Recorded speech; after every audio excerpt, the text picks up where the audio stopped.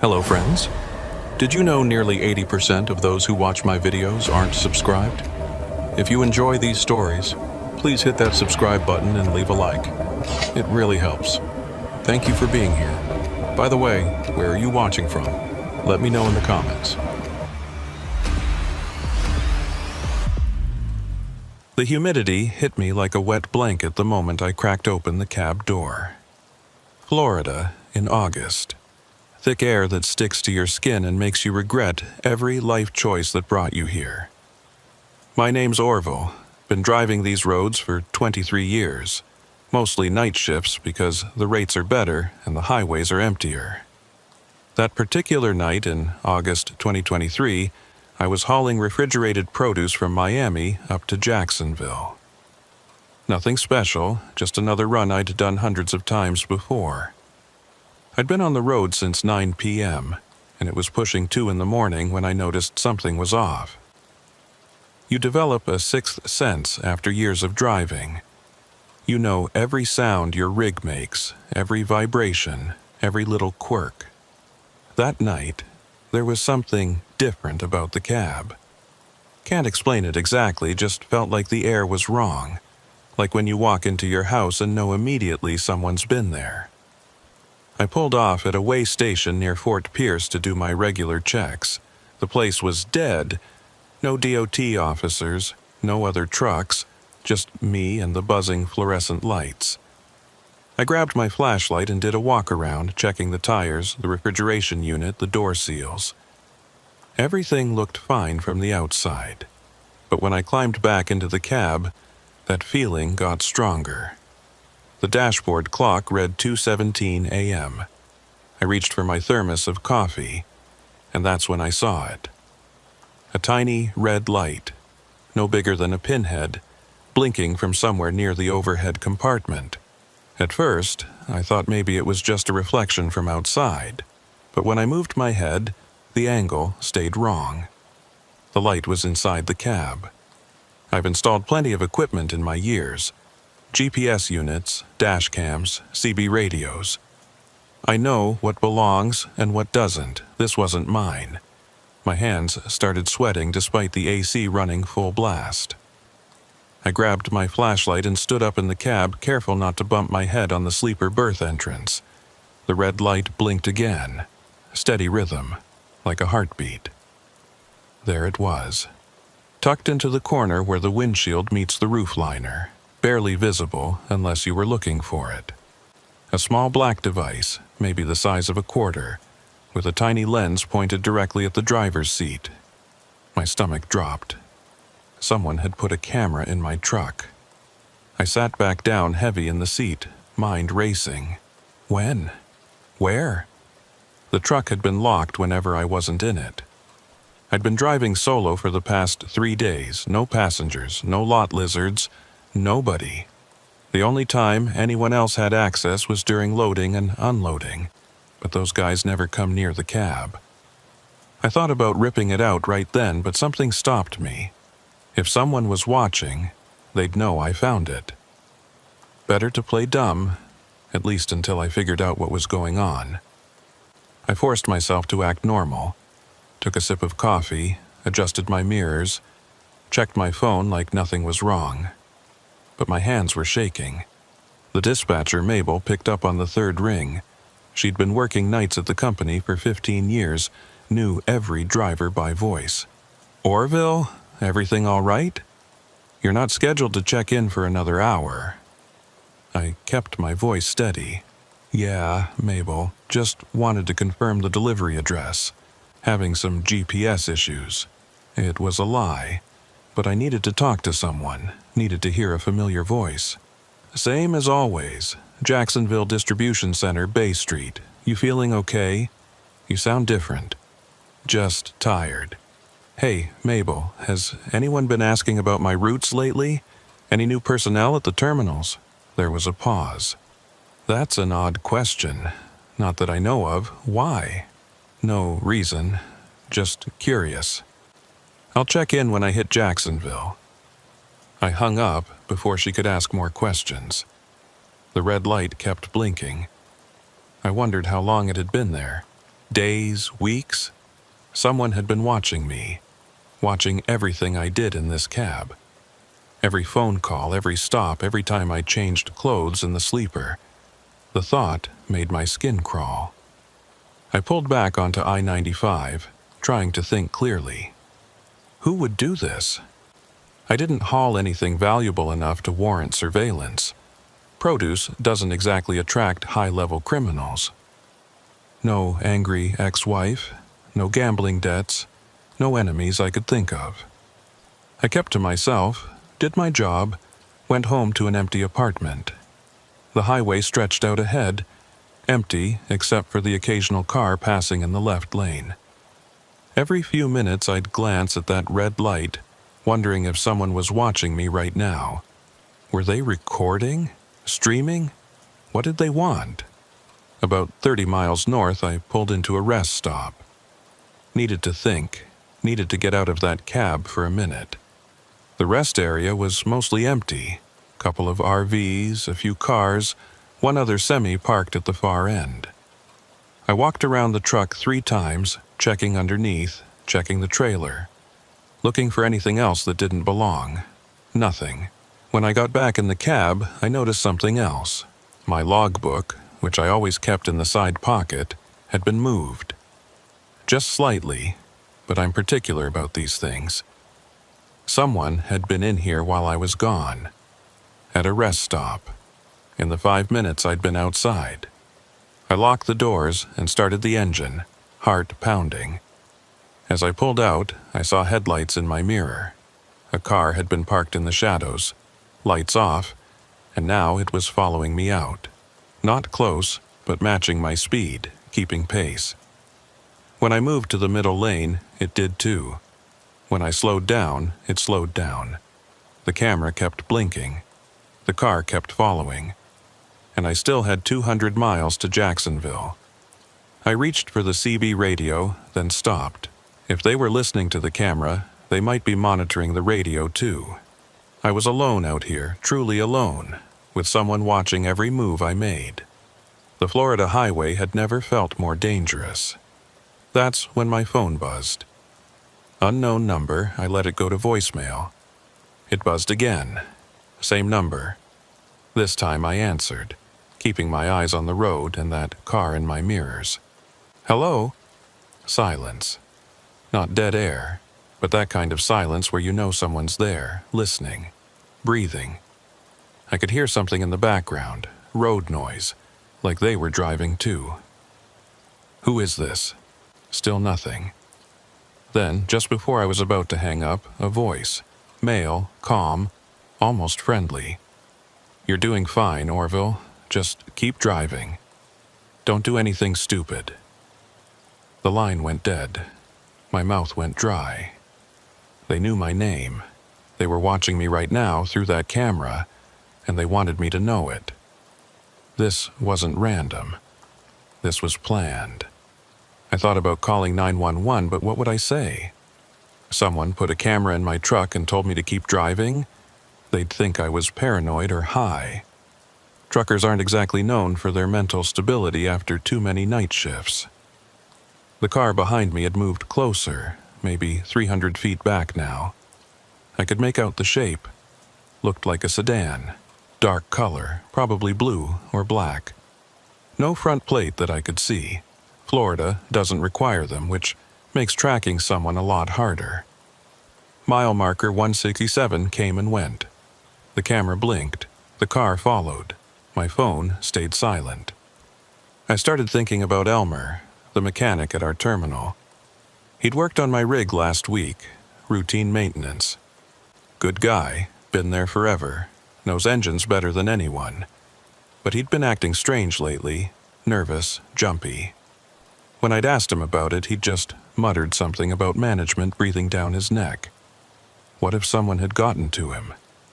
Paid him to install that camera, or threatened him. Elmer had grandkids, a sick wife. Everyone's got pressure points. The Vero Beach exit was coming up.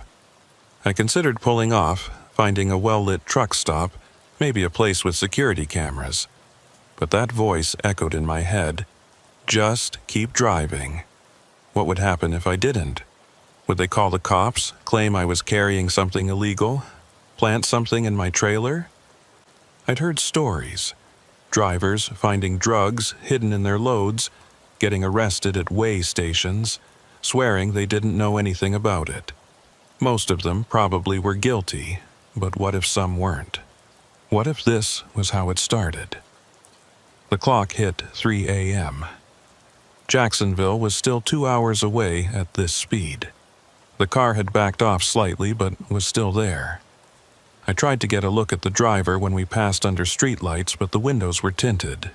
Could have been anyone. Could have been multiple people. My fuel gauge showed 3/4 full, enough to make Jacksonville without stopping. Good. The fewer stops, the fewer opportunities for whatever this was to escalate. But my bladder had other ideas. Too much coffee, too much stress. I could hold it maybe another hour, tops. The camera kept its rhythm. Blink, blink, blink, like it was counting down to something. I thought about my route. I'd been running the same lanes for 3 years. Miami to Jacksonville, Jacksonville to Tampa, Tampa back to Miami. Clockwork. Predictable. Anyone who wanted to study my patterns would have had plenty of time. But why? What was special about tonight? Then it hit me. The load. I hadn't thought much about it when I picked up. Just another refrigerated trailer full of produce. But the paperwork had been different. Usually I get a detailed manifest. So many crates of tomatoes, so many boxes of lettuce, weights, destinations. This time, it just said agricultural products with a weight total. Mabel had mentioned it was a new client, some export company. What if there was something else in that trailer? Something hidden among the legitimate cargo? And what if I was supposed to be the fall guy if it got discovered? The car behind me suddenly accelerated, pulling into the left lane. My grip tightened on the wheel as it came alongside me. I kept my eyes forward, peripheral vision tracking its movement. It matched my speed for about 10 seconds. Felt like an hour, then pulled ahead and merged back into my lane. Now I could see it clearly in my headlights. Dark blue sedan, Florida plate starting with Y. The driver never looked back, just maintained speed about 500 feet ahead, leading me now instead of following. My phone buzzed again, text message this time, unknown number. I glanced at it on the mount. Take exit 197, pull into the pilot station, park in the back row. Exit 197 was Fort Drum, middle of nowhere, the kind of place where bad things happen and nobody finds out until morning, if ever. Every instinct told me not to do it. But that camera was still watching, and now I had a car in front and probably another behind. I had to make a decision. Follow their instructions and maybe find out what this was about, or keep driving and risk them escalating. The exit was coming up in 5 miles. 4 miles. 3 miles. The sedan ahead put on its blinker, moving toward the exit lane. I checked my mirrors. Sure enough, another set of headlights had appeared behind me, matching my speed. Boxed in, 2 miles. I reached under my seat, feeling for the tire iron I kept there. Old habit from my first year driving when I'd gotten jumped at a rest stop in Alabama. Never had to use it, but it made me feel better. My fingers found the cold metal. 1 mile. The exit sign loomed in my headlights. Pilot Travel Center, 24-hour. At least it would be lit. Probably have other truckers around. Unless they'd picked this spot because they knew it would be empty at this hour. August weeknight, not a major trucking route. Could go either way. I put on my blinker. The sedan took the exit, smooth and easy. I followed, the truck behind me doing the same. As we rolled up the off-ramp, I could see the pilot sign glowing in the distance. The parking lot looked mostly empty. Few cars near the building, maybe 2 or 3 rigs in the truck parking area. The sedan continued into the lot, passing the fuel islands, heading towards the back like they knew exactly where they were going. Like they'd been here before, planned this out. I followed, every nerve on edge, that camera still blinking away above my head. The sedan pulled into a spot near the dumpsters, far from the building lights. Engine stayed running. Nobody got out. I pulled the rig into the back row as instructed, parking parallel to the building so my driver's side faced away from the store. The truck that had been following parked 2 spaces down, also kept running. For a moment, nothing happened. 3 vehicles, engines idling, waiting. The camera blinked. My hand stayed on the tire iron. Then my phone rang. Same, unknown number. This time I answered immediately. "Get out of the truck," the voice said. Same calm tone. "Leave your phone, leave your keys, walk to the sedan." "I don't think so," I said. There was a pause, then, "Orville, we know about your sister in Ocala, Mary, right? Night shift nurse at Regional Medical. Gets off at 7 a.m., drives home down Highway 200. Pretty isolated stretch of road." My blood went cold. I didn't have a sister, but I did have a daughter named Mary who worked nights at Ocala Regional. How did they know that? I hadn't seen or talked to her in 2 years, not since the divorce. She'd taken her mother's maiden name, moved away, wanted nothing to do with me. "You're bluffing," I said, but my voice cracked. Blue Honda Civic, license plate starting with K4P, lives in that apartment complex off Baseline Road. 2nd floor, unit 237, has a cat named Chester. Want me to keep going? My hand was shaking now. This wasn't about the truck or the cargo. This was about something else, something bigger. And they'd done their homework. "What do you want?" "Get out of the truck. We just want to talk. 5 minutes, then you can go. But if you don't, if you drive away, if you call anyone, well, Mary's shift ends in 4 hours. Lot can happen on that lonely stretch of road." I sat there for 30 seconds, mine it maybe, weighing options. The rational part of my brain said this was all wrong, that I should call 911 right now. But the father in me, even the estranged father, couldn't risk it. They knew too much. This was planned down to the detail. "Okay," I said, "I'm coming out." I set the phone on the dash, pulled the keys, and opened the door. The Florida heat hit me again, thick and oppressive even at 3 in the morning. I could hear insects buzzing in the woods beyond the parking lot. The sedan's headlights stayed on, making it hard to see inside. As I walked toward the car, I heard footsteps behind me. Someone from the other truck. I didn't turn around, just kept walking, counting steps. 20 feet, 15, 10. The sedan's back door opened. "Get in," the voice from the phone said, except now it was coming from inside the car. I bent down to look inside. The man in the back seat was nobody special. Middle-aged, clean-shaven, polo shirt. Could have been an insurance salesman or a real estate agent.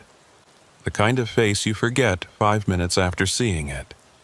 He was holding a tablet, and on the screen was a feed from the camera in my truck. Clear as day, you could see my empty driver's seat. "Please," he said, gesturing to the spot beside him. "We don't have much time." I got in, the door closed. The driver didn't turn around, just kept facing forward. Through the back window, I could see someone climbing into my truck. They were wearing the same kind of clothes I wore.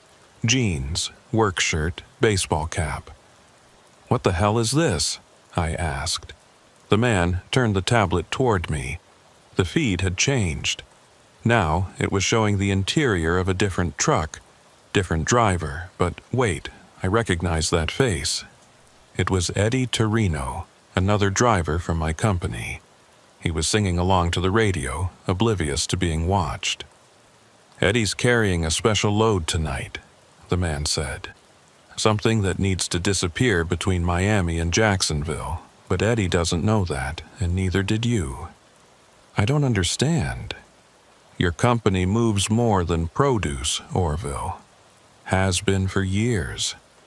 Management skims a little here, adds a little there. Sometimes they need drivers who won't ask questions. Sometimes they need drivers who will. And sometimes," he tapped the tablet, "they need drivers who can be in two places at once." The person in my truck started the engine. From this distance in the dark, wearing similar clothes, they could pass for me, especially if the only evidence was grainy camera footage. "Your truck is going to break down in about an hour," the man continued. "Right near mile marker 215. Terrible spot, no cell service. You'll be stranded for, 3 hours, maybe 4, just enough time for someone else to be driving a very similar truck through a way station near Yeehaw Junction.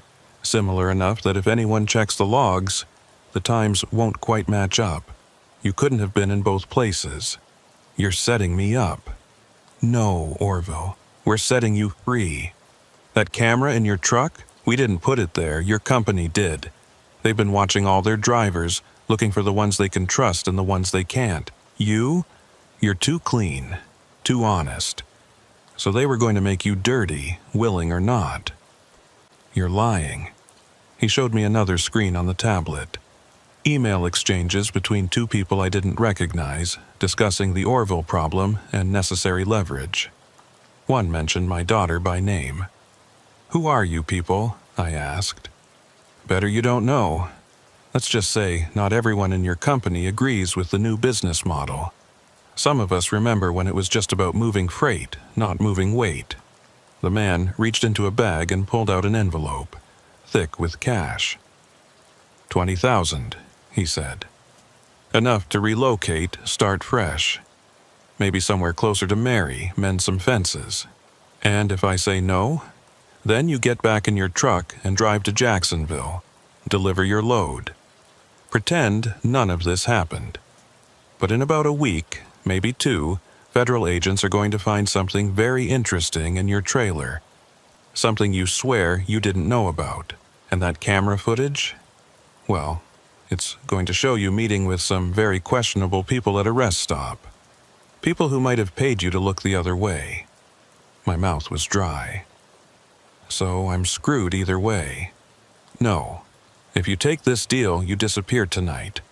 The truck breaks down. You abandon it, vanish. The company reports it stolen.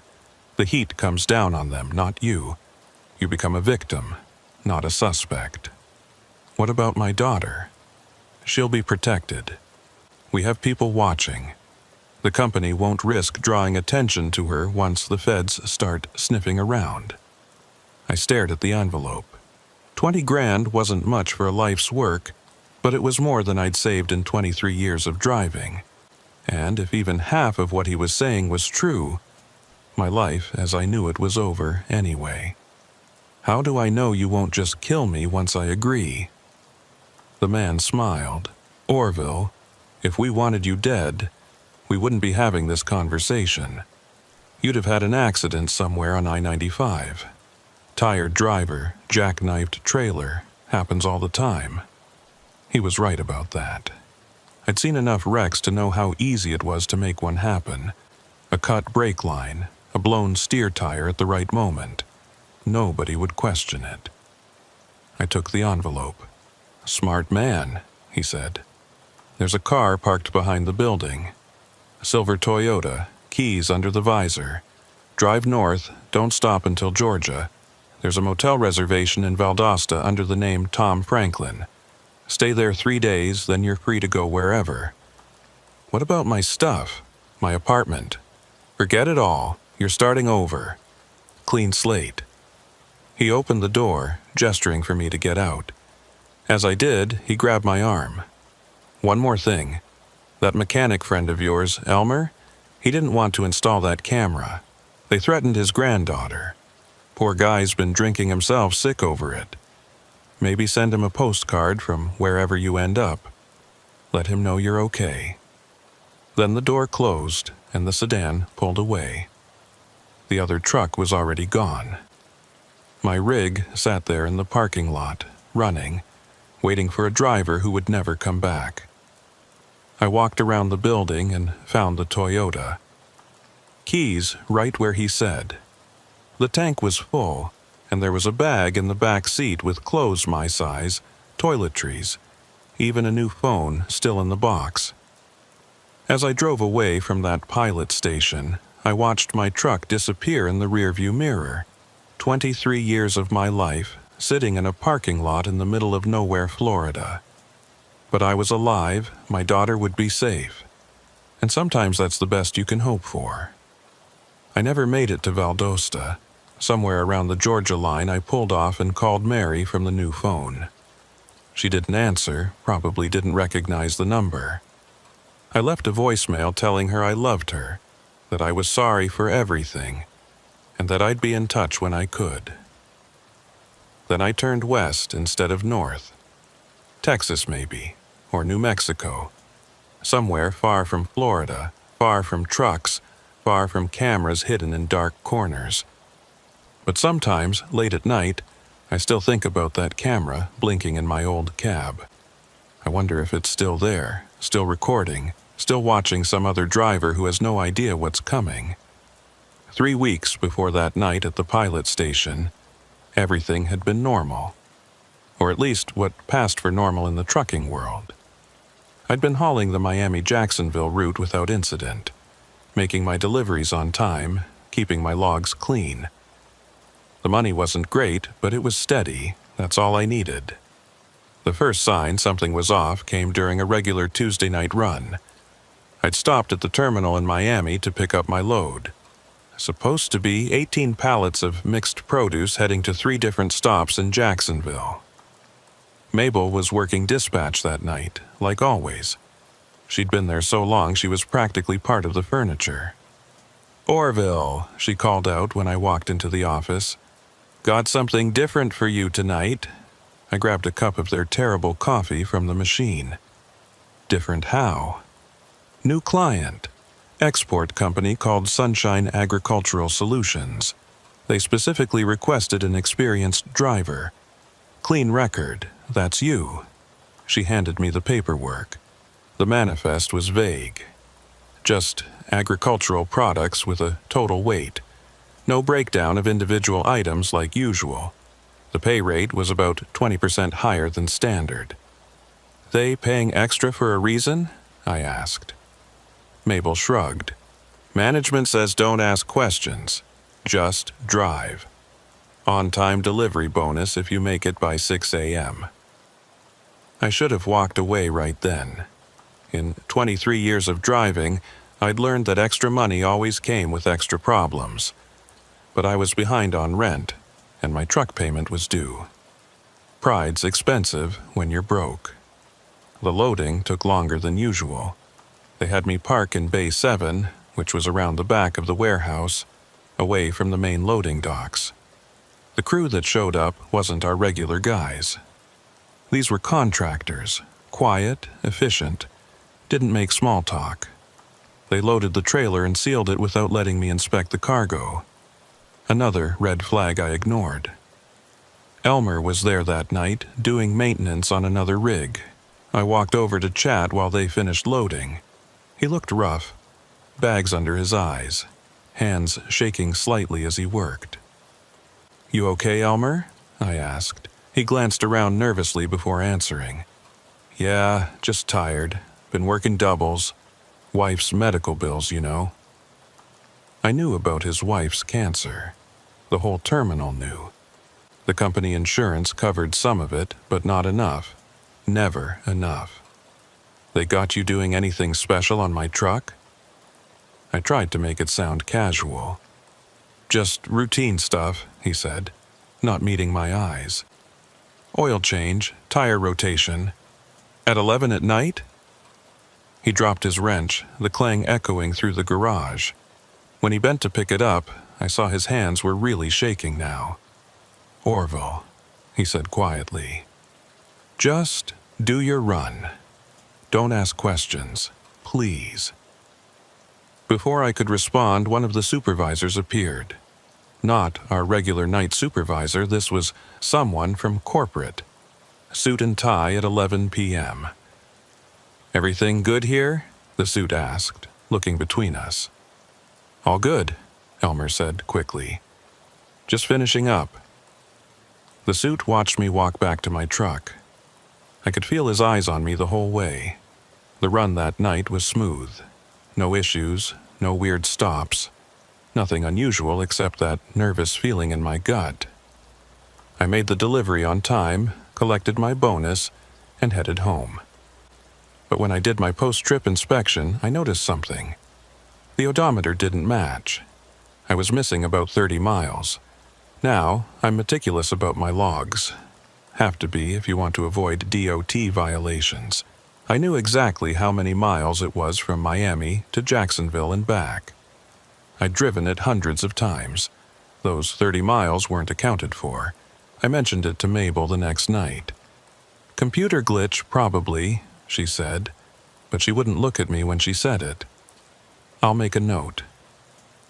The second run for Sunshine Agricultural was 3 nights later. Same vague manifest, same extra pay, same loading bay in the back. But this time, I was ready. I'd bought a small GPS tracker online, the kind worried parents put in their kids' backpacks. I hid it in the trailer before loading, tucked behind a support beam. That night, the loading crew was different again. Still contractors, still quiet, but I recognized one of them from somewhere. Couldn't place it, but something about his face was familiar. He noticed me watching and turned away quickly. The run went smooth again, made my delivery, got my bonus. But when I checked the GPS tracker later, it showed something interesting. The truck had stopped for 43 minutes at a warehouse in Yeehaw Junction, a place I'd never been during time I was supposedly driving straight through. Someone was taking my truck on detours while I was driving. Sounds impossible, but the evidence was right there. The only explanation that made sense was that there were 2 trucks, mine and a double. Someone was running a parallel route, and the GPS tracker had somehow ended up in the wrong truck. But that seemed even crazier. I started paying more attention after that. Little things I'd overlooked before suddenly seemed significant. The night security guard who always seemed to be watching me. The new cameras installed around the terminal. The way conversations stopped when I walked into the break room. On my 3rd run for Sunshine Agricultural, I tried something different. I kept a detailed log of everything, every mile, every minute, every stop. I even took photos with my phone, timestamps and all. If someone was messing with my truck or my loads, I'd have proof. That was the night I first noticed the sedan. It picked me up just north of Miami, staying about a quarter-mile back. Dark blue, 4-door. Could have been any one of 1,000 cars on Florida highways. But it matched my speed perfectly. When I slowed down, it slowed down. When I changed lanes, it changed lanes. I pulled off at a rest stop near Fort Pierce to see what would happen. The sedan kept going, didn't follow me off. I felt stupid, paranoid. Stayed there for 20 minutes, used the bathroom, bought another coffee. When I got back on the highway, there it was again. Same distance, same lane position. That's when things got really strange. My phone rang.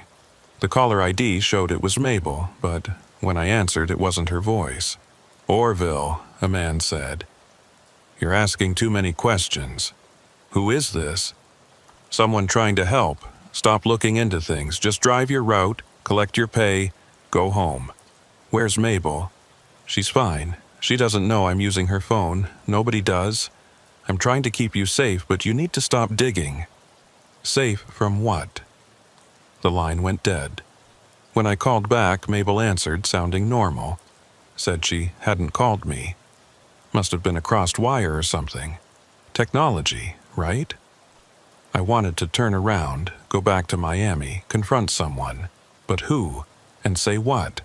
that I was being followed by a sedan that might be anyone, that someone had called me from Mabel's phone but she didn't remember. I'd sound insane. So I kept driving, made my delivery. But I also made a decision. This would be my last run for Sunshine Agricultural.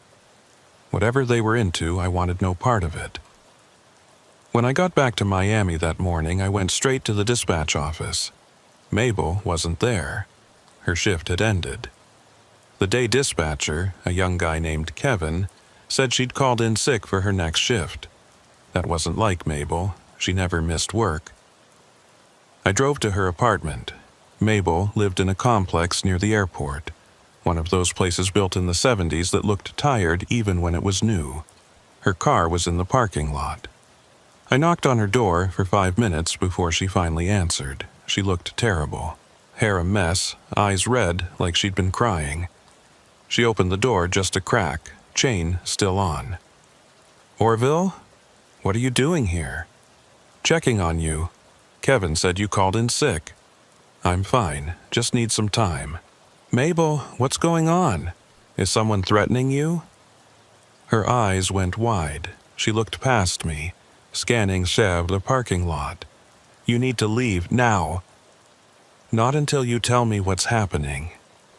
She stared at me for a long moment, then undid the chain. "Come in, quick." Her apartment was dark, curtains drawn. She led me to the kitchen, put on coffee with shaking hands. "They came to see me last night," she said. "After you left for your run, 2 men. They knew things, Orville, about my daughter in California, about my grandson's school. They said if I didn't cooperate, didn't keep my mouth shut." "About what? What are they moving in those trailers?" "I don't know. I swear I don't. But it's not produce. The real loads get swapped out somewhere. The paperwork gets changed. By the time you deliver, everything looks legitimate. We need to go to the police." She laughed, but there was no humor in it. "With what evidence? Besides, one of those men showed me a badge.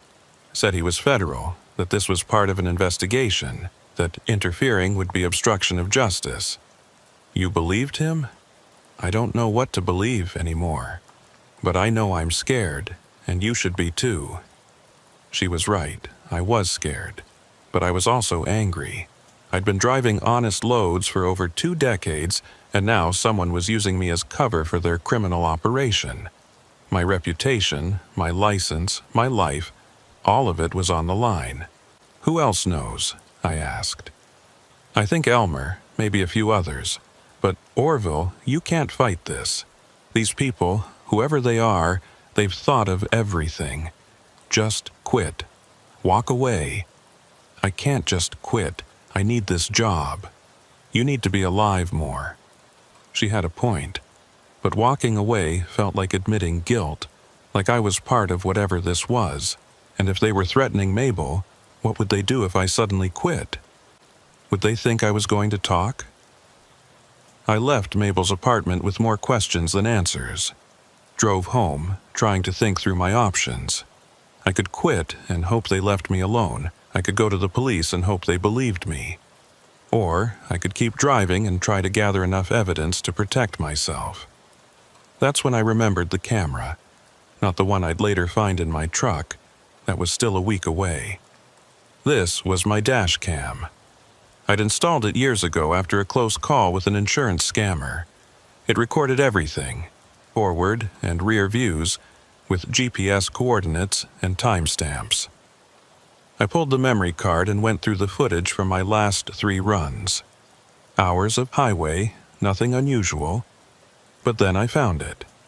During my second run, while I was supposedly driving straight through, there was a gap in the recording. 43 minutes of nothing. The exact same time my GPS tracker showed the truck stopping at that warehouse. Someone had tampered with my dash cam. They'd need access to my truck to do that, which meant someone at the terminal was involved. Someone I trusted. I thought about Elmer again. The way his hands shook.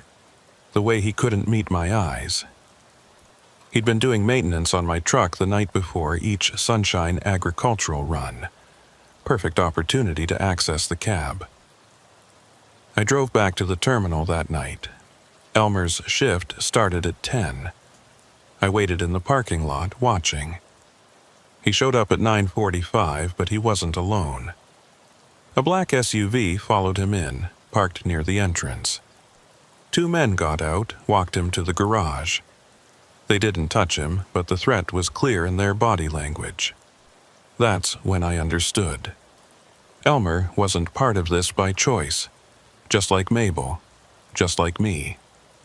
We were all being used, manipulated, threatened into compliance. The men stayed for about an hour. When they left, I waited another 10 minutes before approaching Elmer. He was under a truck, wrench in hand, but not really working, just going through the motions. "Elmer," I said. He jerked, banging his head on the chassis. Came out rubbing his skull, oil on his face. "Jesus, Orville, you scared me." "We need to talk." "No, we don't, please. Just leave me alone. They threatened your granddaughter." He froze. Tears started rolling down his face, mixing with the oil and grime. "How did you know?" "Lucky guess. What did they make you do to my truck?" He looked around, made sure we were alone. GPS tracker, hidden camera, something with a dash cam, I don't know what exactly. They gave me the devices, told me where to install them. "Who are they?" "I don't know. They just showed up one night, had pictures of Lily at her school, said if I didn't help there'd be an accident. She's only 7, Orville, 7 years old. This can't go on." "You think I don't know that? You think I sleep at night? But what choice do I have?" He was right. What choice did any of us have? They'd found our weak spots and exploited them. Family for Mabel and Elmer. For me, it was simpler. I was already isolated, already vulnerable. No family to threaten, so they'd use me until I became a liability. "There has to be someone we can trust," I said. "FBI, state police, someone." "You don't get it," Elmer said. "That badge Mabel saw, I saw it too. These might be the good guys, Orville, or the bad guys, or both. I don't know anymore." He went back under the truck, conversation over. I stood there for a moment, feeling the weight of it all. Then I walked back to my own rig, climbed in, and sat in the dark. That's when I noticed the red light blinking in the overhead compartment. The camera Elmer had mentioned. It had been there all along, watching me, recording everything. My conversations, my movements, my growing suspicion. I wanted to rip it out, but that would tip them off. Better to pretend I hadn't noticed. Play dumb. Keep driving while I figured out what to do. The next run was scheduled for 3 nights later. Another Sunshine Agricultural Special. I thought about calling in sick, but that might raise suspicions. So I showed up, went through the motions, pretended everything was normal. Mabel was back at dispatch, looking hollow but functional. She handed me the paperwork without meeting my eyes. "Be safe out there," she said quietly. "Always am." As I walked to my truck, I saw the black SUV again, parked across the street, watching, making sure I did my job.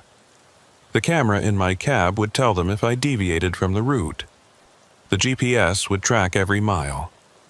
I was trapped in a moving prison. But then, something unexpected happened. As I was doing my pre-trip inspection, a man approached. Middle-aged, forgettable face, polo shirt. The same man I'd later meet at the pilot station, though I didn't know that yet. "Nice rig," he said. "Thanks. You're Orville, right? Heard you're one of the best drivers here. Just do my job." He smiled. "That's what we're counting on. Have a safe trip." He walked away before I could respond. Got into a sedan, not the blue one that had been following me, but similar, As he drove off, he gave me a small wave, like we were old friends, like he knew something I didn't. The loading went as usual.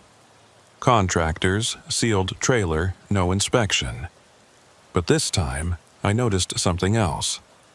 One of the loaders slipped something under my windshield wiper when he thought I wasn't looking. A piece of paper, folded small. I waited until I was on the highway to read it.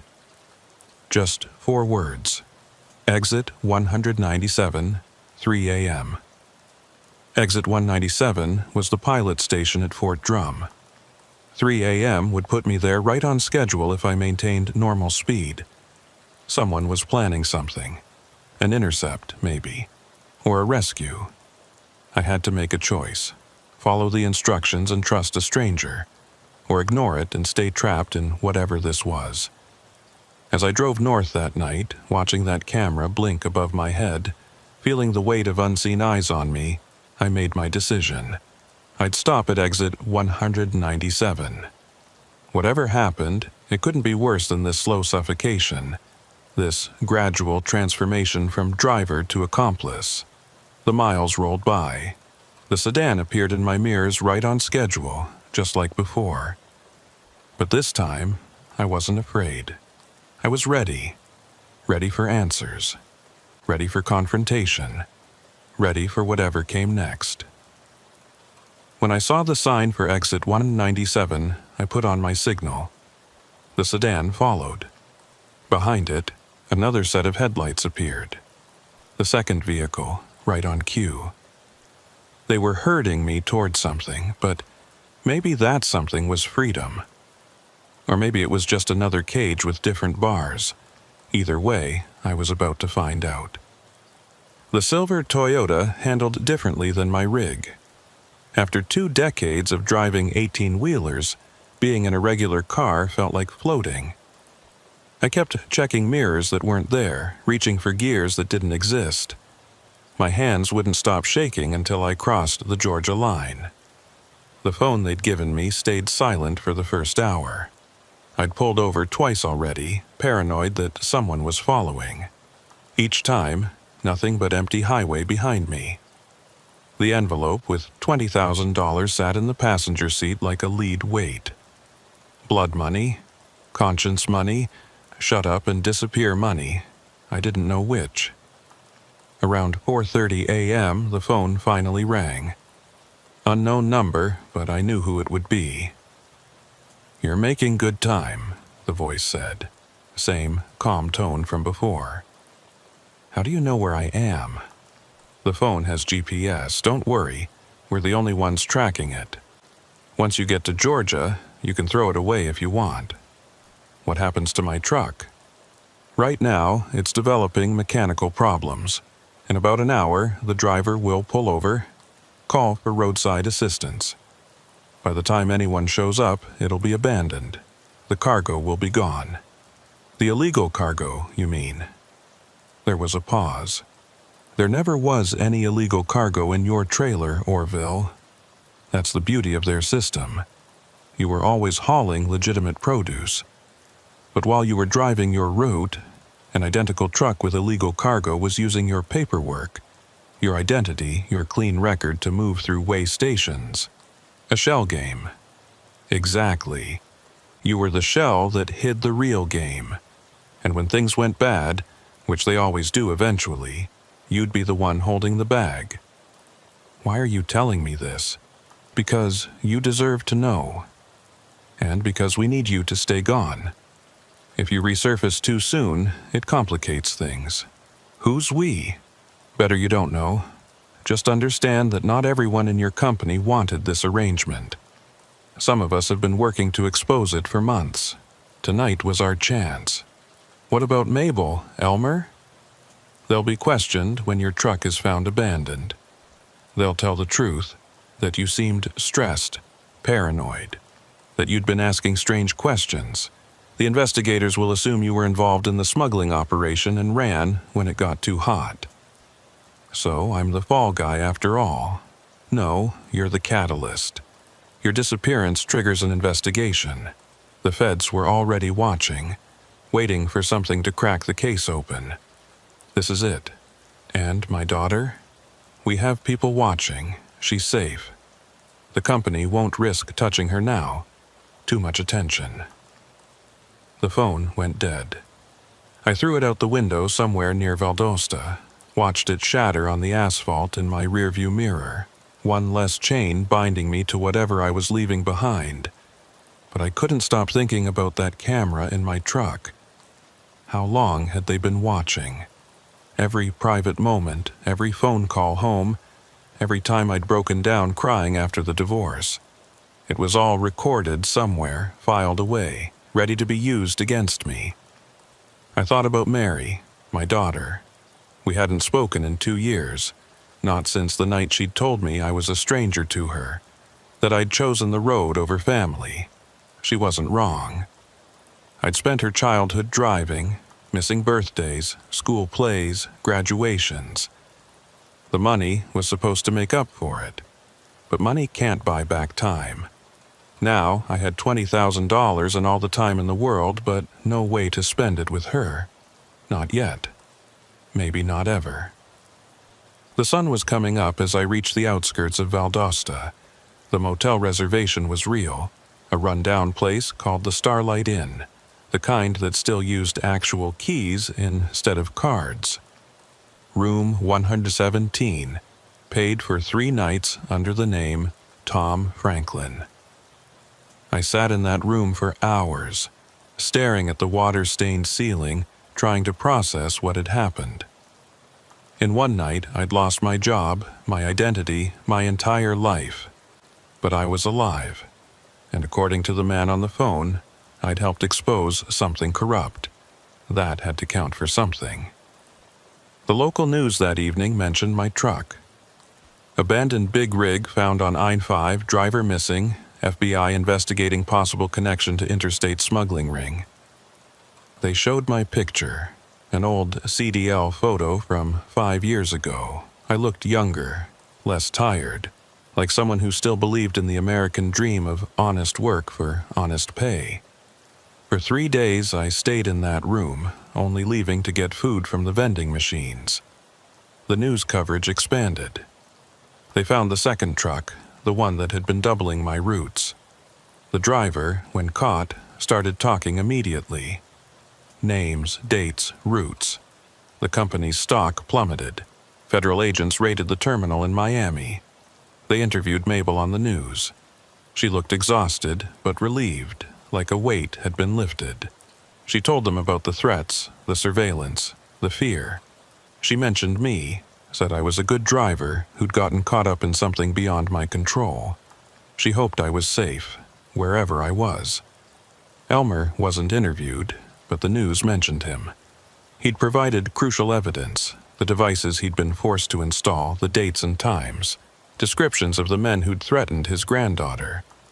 He was being treated as a witness, not a suspect. That was good. Elmer deserved peace. On the 4th day, I left Valdosta. Didn't know where I was going, just drove west. The Toyota ate up miles like my rig used to, but quieter, lonelier. I stopped at truck stops out of habit, parked among the big rigs, listened to the drivers talk. Nobody recognized me. I was just another face in the crowd. Somewhere in Alabama, I bought a prepaid phone and called the number I'd memorized but never used. Mary's number. It rang 4 times before she answered. "Hello?" Her voice hit me like a physical blow. Same as her mother's, but younger, less bitter. "Mary, it's me." Silence. Then, "Dad, what number is this?" "It's complicated. I just wanted you to know I'm okay. The news says you're missing, that you were involved in some smuggling thing. I wasn't. I swear I wasn't, but I can't come back. Not yet. Are you in danger?" "No, not anymore. I wanted to hear your voice, to tell you I'm sorry, for everything." She was quiet for so long I thought she'd hung up. Then, "Mom always said you'd end up running from something. She just thought it would be us." "I did run from you. From responsibility. from being a real father. This is different, but it's also the same. I'm good at leaving, not so good at staying. Where will you go? I don't know. Somewhere I can start over. Maybe do something different, not driving. You love driving. I loved the escape it provided. The excuse to not deal with real life, but real life catches up, one way or another. Dad, be careful. Whatever this is, whatever happened, just be careful. I will. Mary, I know I have no right to ask.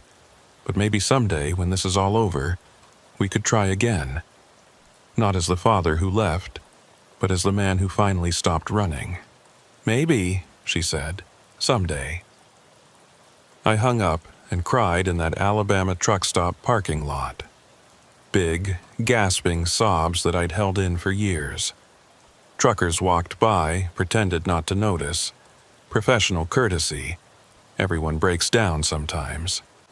I drove for 6 more days, zigzagging across the South, no real destination in mind. The money would last a few months if I was careful. Enough time to figure out what came next.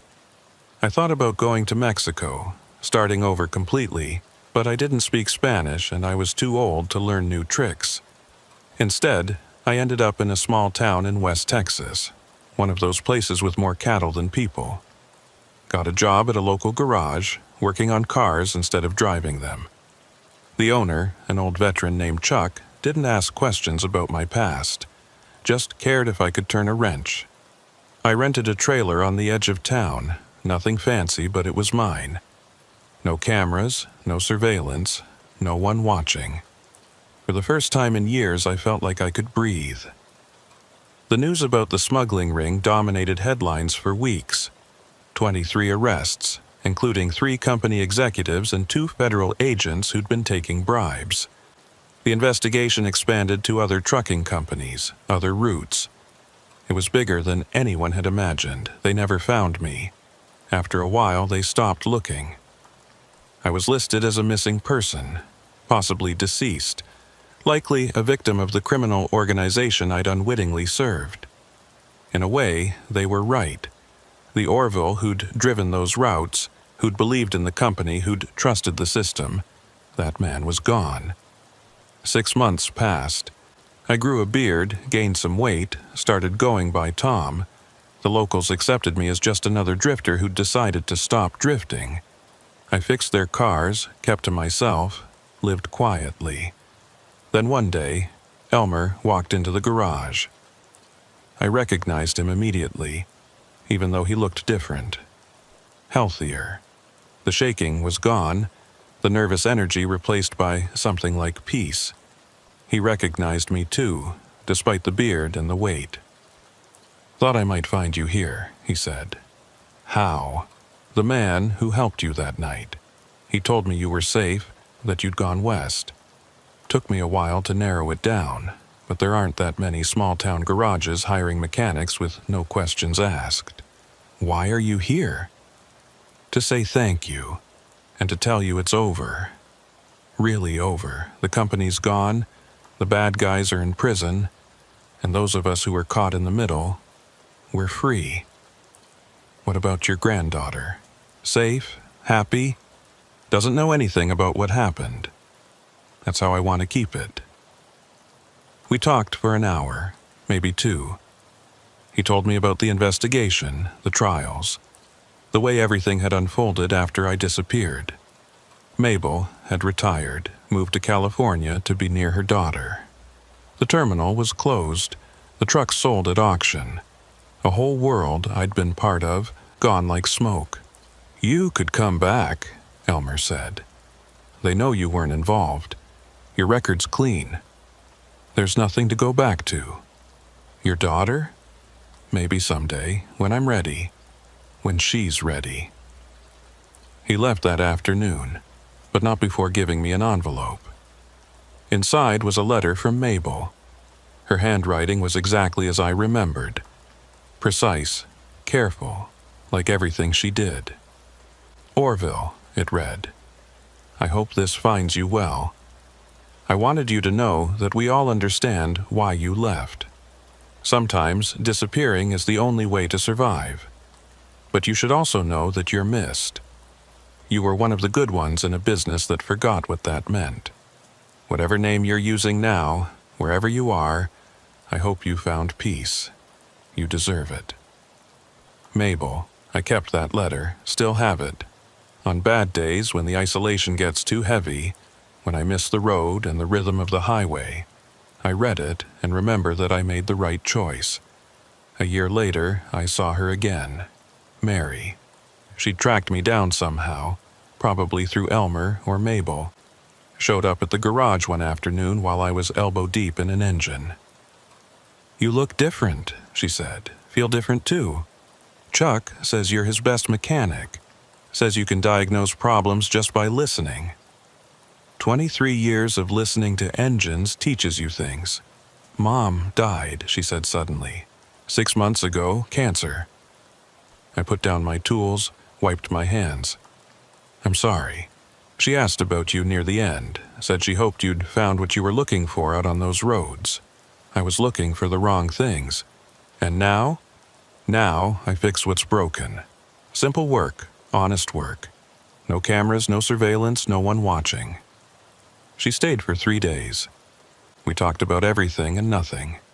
About her job as a nurse, about my life in Texas, about the years we'd lost and couldn't get back.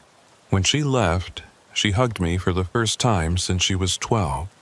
"I'll visit again," she said. "If that's okay." It's more than okay.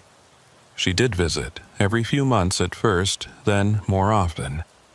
We rebuilt something, not a traditional father-daughter relationship, but something real, something ours. 2 years after that night at the pilot station, I got another visitor. The man from the sedan, the one with the forgettable face. He looked exactly the same, like time didn't touch him. "Tom," he said, using my new name. "Or do you prefer Orville?" "Tom's fine. That other man is gone." "Good, that's good. You've built something here. Why are you here?" "To close the loop. To tell you that your testimony, even in absence, helped convict some very bad people. The camera footage from your truck, the GPS data, the patterns you documented, it all mattered." "I never testified." "Your life testified, your clean record against their dirty business. Sometimes that's enough."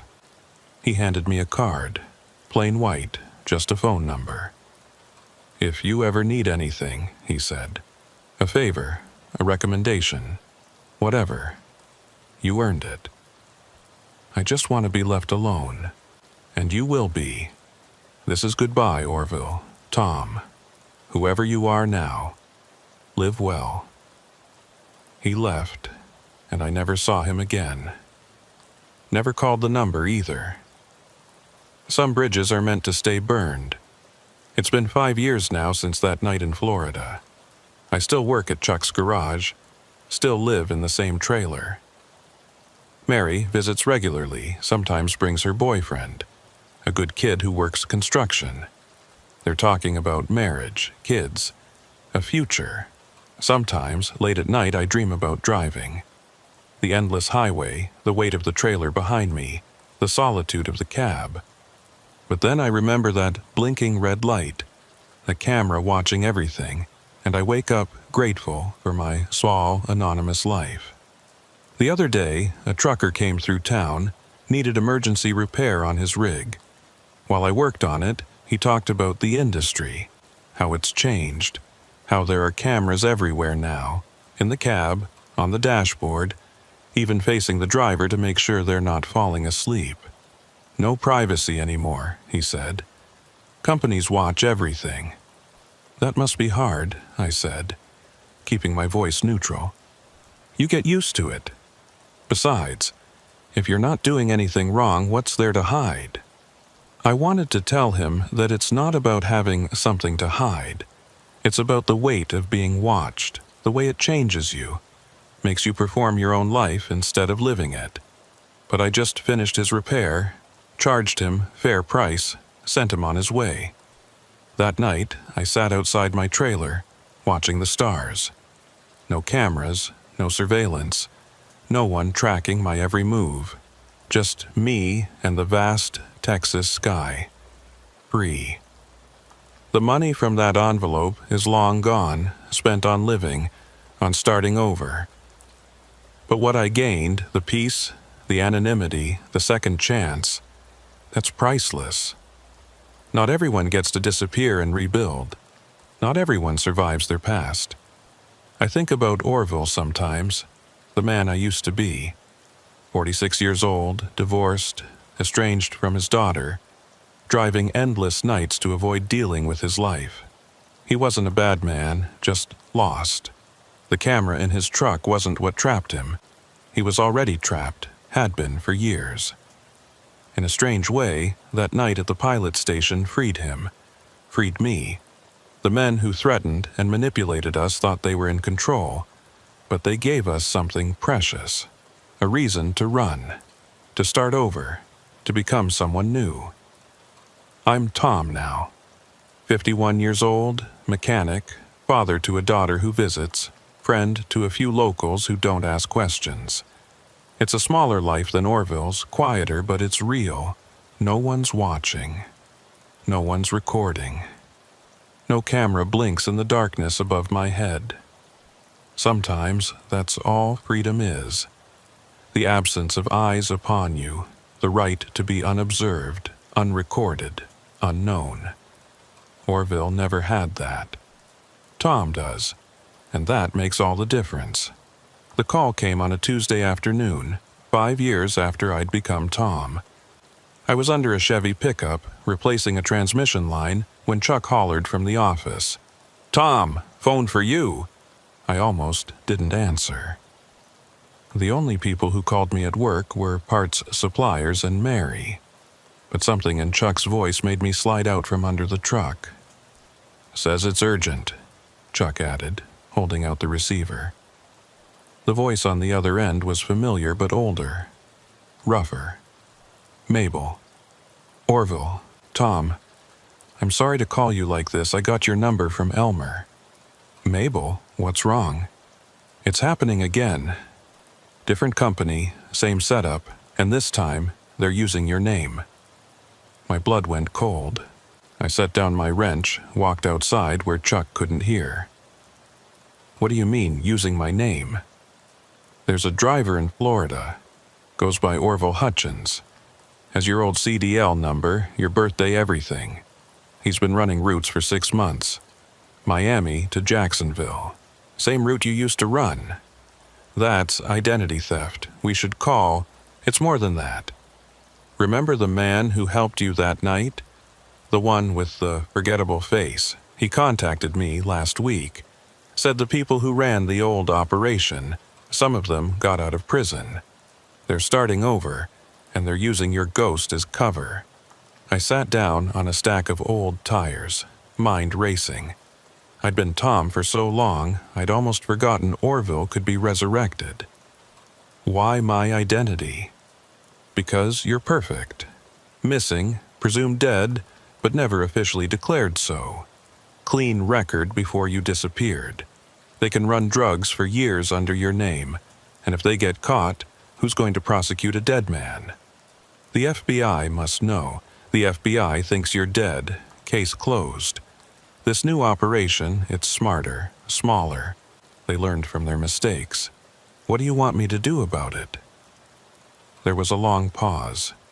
The man who helped you, he needs you to come back. Not permanently, just long enough to prove you're alive, that someone's stealing your identity. It's the only way to stop them. I can't go back. I have a life here. They know about Mary. Those 4 words changed everything. My hand tightened on the phone. What about Mary? She's safe for now. But if this operation succeeds, if they establish themselves using your name, she becomes leverage. They'll always have that connection to you through her. I thought about my daughter, about the life she'd built, the future she was planning. She didn't deserve to be pulled into this again. "Where?" I asked. "Miami. There's a truck stop off Highway 1, exit 27. Thursday night, midnight, he'll explain everything. Mabel, I'm not Orville anymore. I know. But sometimes the past needs us to be who we were just for a moment, to protect who we've become. She hung up. I stood there in the Texas heat, staring at nothing, feeling the weight of those 5 quiet years suddenly pressing down on me. Chuck found me there an hour later, still holding the dead phone. "Bad news?" he asked. "Old news. Thought it was buried, but it's climbing out of the grave. Need some time off? Maybe a week. Family emergency." Chuck nodded. He never pushed, never asked questions. It's why I'd stayed so long. That night, I sat in my trailer, looking at the few things I'd accumulated as Tom. Not much. Some clothes, some tools, a photo of Mary from her last visit. I'd learned to travel light, to be ready to disappear again if needed. Maybe part of me always knew this day would come. I called Mary from the prepaid phone I kept for emergencies. "Dad, is everything okay? You never call from this number unless I have to go away for a few days, maybe a week." "Go away? Where?" "Florida." A silence, then, "Dad, no. Whatever this is, you don't have to. Someone's using my name, my old name. If I don't stop them, it could come back on you. Let them use it. You're Tom now. Orville's dead. Not legally. And that's the problem. Mary, I need you to be careful for the next week. Maybe stay with your boyfriend's family." "You're scaring me." "Good. Scared keeps you safe. I'll call you when it's over." "Dad, I love you, Mary. Whatever happens, remember that." The drive to Florida took 2 days. I could have flown, but I needed the time to think, to prepare. Also, Tom didn't fly. Tom didn't exist in any system that required ID. Tom was a ghost, and ghosts don't leave paper trails. As I crossed into Florida, the humidity hit like a memory. Nothing had changed. Same thick air, same endless sprawl, same feeling of things rotting just beneath the surface. I'd driven these roads thousands of times as Orville, but now they felt foreign, dangerous. The truck stop at exit 27 was one of those new mega stops. Bright lights, chain restaurants, 100 pumps.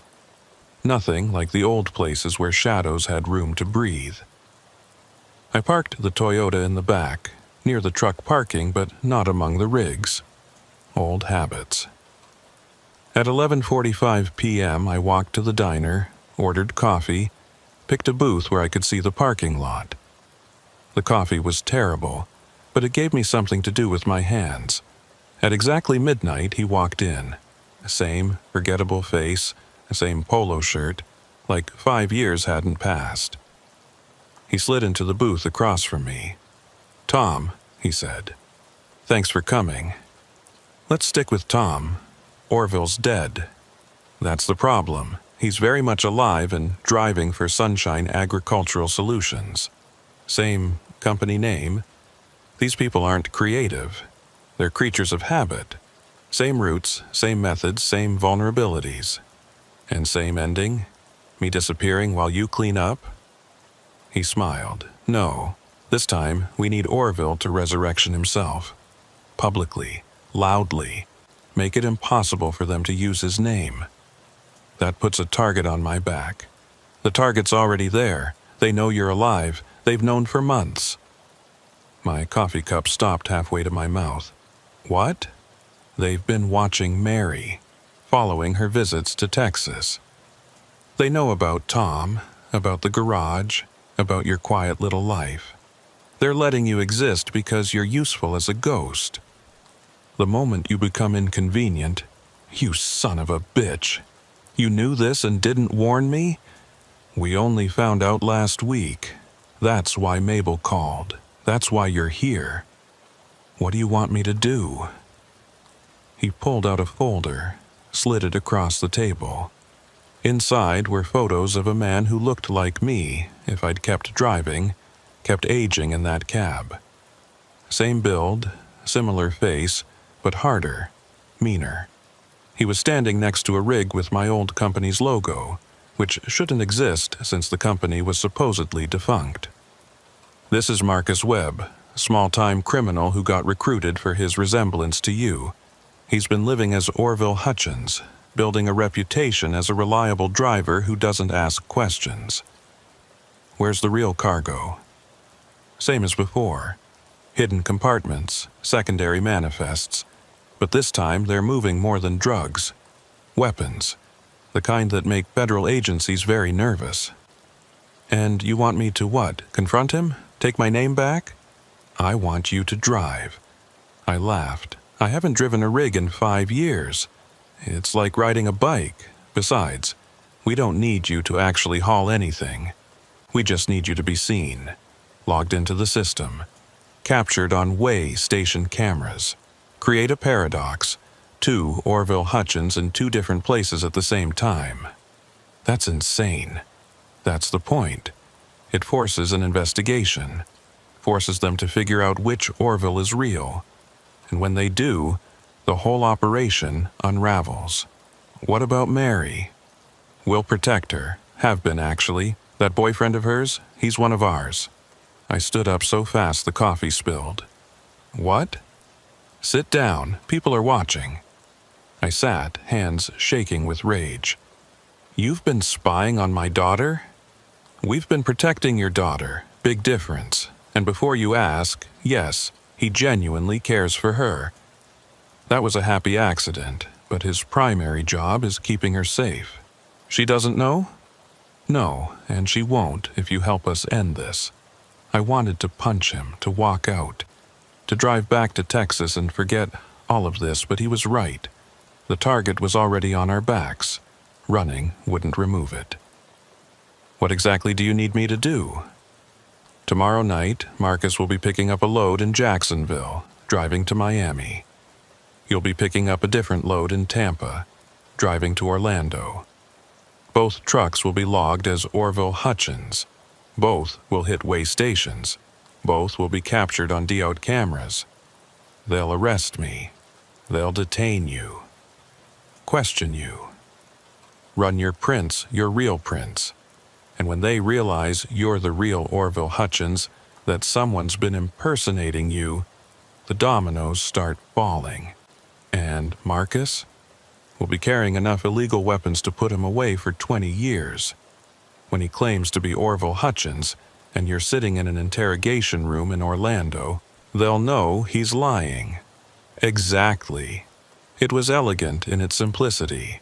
Use their own con against them. Create confusion where they relied on false clarity. I need guarantees, I said. Mary stays protected. My life in Texas stays untouched. And when this is over, Orville Hutchins gets officially declared dead. Done, done, and done. He pulled out keys, registration, a CDL with my old photo, but current date. Your truck's in Bay 47, loaded and ready. Tampa run leaves at 4 a.m. Just like that? You had this all prepared? We've been preparing for months. We just needed you to agree. I took the keys. They felt heavier than I remembered. One more thing, he said. Elmer's your mechanic on this run. Elmer's here? He volunteered, said he owed you. He's waiting at the truck. I found Elmer in Bay 47, doing a pre-trip inspection on a rig that looked exactly like my old one. Same model, same color, even the same company logo that shouldn't exist anymore. This is surreal, I said. Elmer turned, smiled. He looked good, healthy, clear-eyed. Tom, he said. Or should I say Orville? Let's stick with Tom until I'm in that cab. Fair enough. She's ready to roll. Everything's been triple-checked, even installed a camera in the cab. What? He laughed. Kidding. But I did check for them. Clean as a whistle. We went through the inspection together, like old times. The muscle memory was still there, checking brake lines, tire pressure, fifth wheel connection. My hands knew what to do even if my mind resisted. "You don't have to do this," Elmer said as we finished. "Yeah, I do. They're using my name, threatening my daughter. It ends now." "The man in the polo shirt, do you trust him?" "No, but I trust that our interests align. For now." At 3:45 a.m., I climbed into the cab. The seat felt familiar, the wheel solid in my hands. I adjusted the mirrors, checked the gauges, felt 23 years of experience flooding back. Orville wasn't dead, he'd just been sleeping. The engine turned over smooth. I let it idle, feeling the vibration, the power. Part of me had missed this, the simplicity of it. Point A to point B. No ambiguity, no gray areas, just the road. Elmer knocked on the door. "Manifest is in the folder. Tampa Distribution Center to Orlando. Legitimate cargo, medical supplies. Should take you about 2 hours. What about way stations?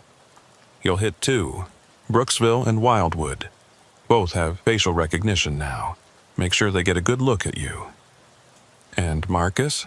He'll hit different stations about the same time. The system will flag the duplicate entries. Questions will be asked." I nodded, put the truck in gear. Elmer stepped back, gave me a thumbs up. As I pulled out of the bay, I saw the man in the polo shirt standing by the diner, watching. He raised his coffee cup in salute. The highway was empty at 4 a.m. Just me and the occasional car, the rhythm of the road returning like an old song. I'd forgotten how meditative it could be, how the miles could eat away anxiety, leave only focus. The first way station came up faster than expected. The sign flashed, "All trucks must enter." I signaled, slowed, pulled into the lane. The scale system was automated now. No need to stop if you were in compliance. But the cameras were everywhere. Front, side, overhead. They captured everything. I made sure to look directly at the main camera as I rolled through. Let the facial recognition get a perfect shot. The light turned green, weight good, free to go. But I knew that somewhere, a computer was logging this. Orville Hutchins, Florida CDL, heading north on I-75. 20 miles later, my phone rang. Not the prepaid, the smartphone the man had given me. "You just created your first paradox," he said. "Marcus hit the way station on I-95 3 minutes ago. Same name, same CDL number, different location." That was fast. DOT computers don't flag it immediately. Takes about an hour for the system to recognize the impossibility. By then, you'll have hit the second station. What if they stop me before Orlando? They won't. They'll want to see where you're going, what you're carrying. You're not the criminal here, you're the key to exposing them. The second way station was busier. 3 trucks ahead of me, state trooper parked at the exit. My hands started sweating. 5 years of hiding, and here I was deliberately putting myself in the system. The truck ahead cleared. My turn. I pulled forward, stopped on the scale. The trooper looked up from his computer, made eye contact. I nodded, professional courtesy. He nodded back, went back to his screen. Green light, move along. As I pulled back onto the highway, I realized I'd been holding my breath. The old Orville would have been calm, just another day at work. But Tom knew better. Tom knew that cameras were never just cameras, that normal was often performance. Orlando came into view as the sun was rising, painting the city in orange and pink.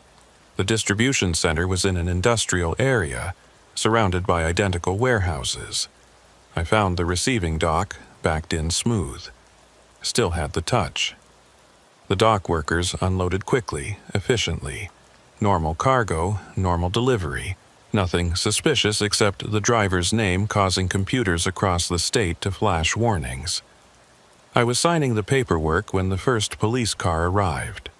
No sirens, no drama, just two officers walking toward me with practiced calm.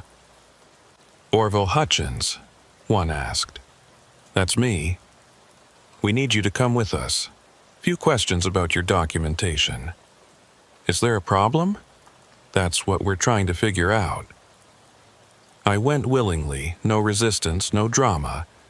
In the back of the squad car, I texted the number the man had given me.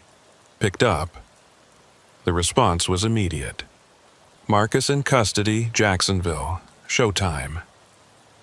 The interrogation room was exactly what you'd expect. Fluorescent lights, metal table, two-way mirror. They left me there for an hour, let me stew. Tom wanted to run. Orville knew to wait. Finally, two detectives entered. One older, heavy, looked tired. One younger, sharp, eager. "Mr. Hutchins," the older one said, "we have a problem." "What kind of a problem?" He set down a tablet, showed me a split screen. Two photos, both supposedly me, taken at different way stations at the exact same time, 200 miles apart. "Care to explain how you can be in two places at once?" "I can't. That's impossible." "That's what we thought. So we ran prints from both scenes." The younger detective leaned forward. "The prints from Jacksonville don't match anyone in our system. But yours," he tapped the table, "yours match Orville Hutchins, CDL issued 2001, reported missing 2018. I've been living in Texas, off the grid, personal reasons.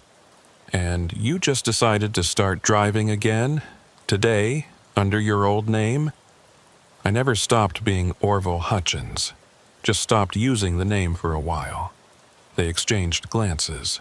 The older detective pulled out another photo. Marcus, in custody, looking angry.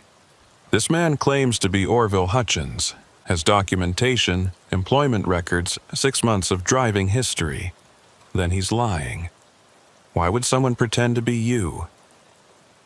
I thought about how much to reveal. The man in the polo shirt had said to tell the truth, mostly. 5 years ago, I walked away from a bad situation. A company I worked for was involved in smuggling. I discovered it, got threatened, disappeared for my own safety. If someone's using my name now, it's probably connected to that. The younger detective was taking notes rapidly. "You're saying this is connected to the Sunshine Agricultural case? Same company name, same routes, you tell me. Mr. Hutchins, are you willing to testify to your identity? Take a polygraph? Whatever you need." They kept me for 6 hours. Fingerprints, photographs, detailed statement. By the time they were done, Marcus had been caught with enough weapons to arm a small militia. His prints came back as Marcus Webb, wanted in 3 states. The fake Orville was exposed, but more importantly, the investigation exploded outward. The new Sunshine Agricultural, the routes, the other drivers, all of it unraveled because 2 men couldn't be in 2 places at once. They released me at sunset with a warning not to leave the state. I walked out to find the man in the polo shirt waiting with my Toyota. "Well played," he said. "Is it over?" "This part is. Marcus is talking, names are being named, arrests are being made. And my name? Will be cleared, officially. We'll also process the death certificate you wanted. Orville Hutchins died in a trucking accident in 2018. Body never recovered. So I'm dead again. Free to be Tom permanently. What about Mary's boyfriend? We'll propose next month. Genuinely. His protective duties ended the moment Marcus was arrested. If you're lying, I'm not. Go home, Tom. Go back to your garage, your quiet life. You've earned it." I took the keys, started walking to my car, then turned back. "The cameras," I said. "They're everywhere now. In trucks, on highways, in our pockets. How do we stay free when everyone's watching?" He smiled that forgettable smile. "You don't stay free by hiding from cameras. You stay free by being so boring they stop watching. Be Tom. Fix cars. Live quietly. The cameras will move on to more interesting subjects. And if they don't, then we'll have this conversation again. But I don't think we will. I drove back to Texas that night, 12 hours straight, windows down, radio off. Just the sound of the road, the rhythm of the miles. At the state line, I pulled over, took out the CDL with Orville's name, and tore it into pieces. Let them blow away in the wind. Tom drove the rest of the way home. Chuck didn't ask questions when I showed up for work 3 days later. Just handed me a work order, pointed at a Ford that needed a new alternator. I got to work, hands steady, mind clear. That afternoon, Mary called. "Dad, you okay? You sound different." "I'm good, really good. How's everything with you?" "Actually, I have news. David proposed. We're getting married." I smiled, genuine for the first time in days. "That's wonderful, sweetheart. He's a lucky man. Will you walk me down the aisle?" "If you'll have me." "Of course, Dad." "Yeah." "Whatever you did in Florida, whatever that was about, thank you. I don't need to know details. I just need to know you're home safe." "I'm home, and I'm staying." That night, I sat outside my trailer. No lights except the stars. Somewhere, cameras were recording, databases were updating, algorithms were analyzing. But not here. Not Tom fixing cars in a small Texas town. I thought about Elmer, probably back home with his granddaughter. About Mabel in California, finally at peace. About Marcus in federal custody, the real criminals being rounded up. But mostly, I thought about nothing. Just sat in the quiet, no one watching, no red lights blinking in the darkness above. Free. The camera in Orville's truck had started it all. The fear of being watched, of being exposed, of losing control. But the real prison had been the life I'd built around that fear. Running loads I didn't want to run. For people I didn't trust. Because I didn't know how to stop. It took being forced to disappear to learn how to truly exist. It took losing Orville to find Tom. And it took facing the cameras one last time to realize they only had power if you had something to hide. Now I had nothing to hide. Tom was clean, boring, invisible. The perfect ghost in the machine age. 6 months later, at Mary's wedding, I walked her down the aisle in a rented suit that didn't quite fit right. David, I never asked if that was his real name, shook my hand firmly, met my eyes without flinching. Whatever he'd been before, he was Mary's husband now. That was enough. During the reception, I stepped outside for air. Found Mabel there, older but elegant in a blue dress. "Tom," she said, "you look well. You too. California suits you." I heard Orville Hutchins was officially declared dead last month. I heard that too. Sad story. Good driver, wrong place, wrong time. Yes, but Tom seems to be doing well. Mary says he's the best mechanic in West Texas. She exaggerates. We stood in comfortable silence, watching the stars. Finally, she said, "Do you miss it, the road?" I thought about it, the honest answer. I miss the simplicity, the clarity, but not the loneliness, not the running. And the cameras, they're still there, everywhere. But I don't see them anymore, or maybe they don't see me. She smiled, invisible in plain sight. Something like that. We went back inside, danced at my daughter's wedding, smiled for the photographer's camera without flinching, let the moments be captured, stored, shared, because Tom had nothing to hide. The drive back to Texas was quiet. No radio, no phone, just the hum of the engine and the whisper of tires on asphalt. I passed dozens of big rigs, each with their cameras, their monitors, their digital eyes. But they weren't watching for Tom. They were watching for the next Orville, the next driver who stumbled into something bigger than himself. I hoped they'd be luckier than I was. Or maybe lucky wasn't the right word. Maybe they'd be smarter, see the signs earlier, get out before the cameras started blinking in the dark. But probably not. The road has a way of hypnotizing you, making you think you're free when you're really just moving in circles. It takes something dramatic to break the pattern. For me, it was a camera I didn't install, watching me for reasons I didn't understand. Now I install cameras for other people. Security systems for the local businesses, dash cams for worried parents, backup cameras for trucks. Each time I wonder what they're really looking for. Safety, control, or just the illusion that watching everything makes it manageable. But I don't ask. I just install them, take my payment, go home to my camera-free trailer. Because Tom knows something Orville never learned. The best place to hide isn't in the shadows.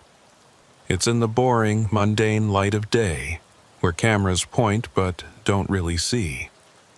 The hidden camera that started everything is probably in an evidence locker somewhere, its red light long dead.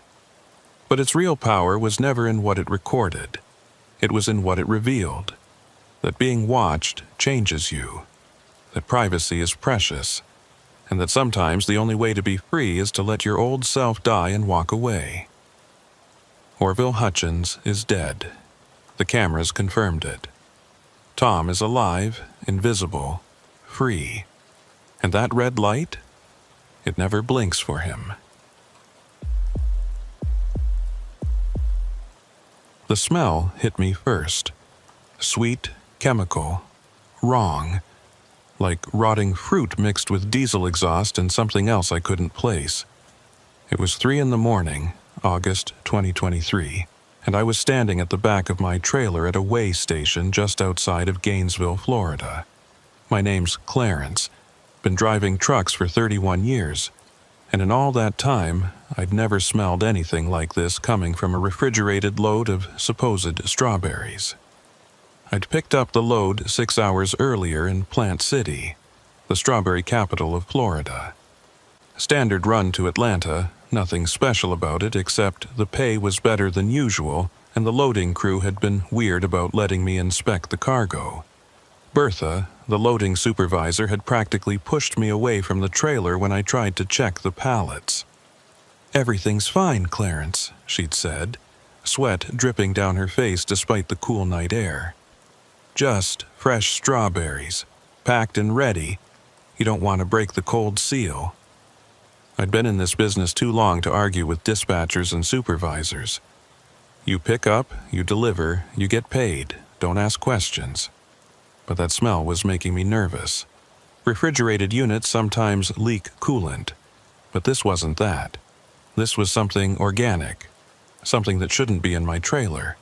The weigh station was supposed to be closed, but the lights were on for the automated system. I'd only stopped because my engine temperature gauge had been climbing, probably just the Florida humidity playing hell with my cooling system. But once I stopped, that smell got stronger. I walked around to the back of the trailer, put my hand on the door handle.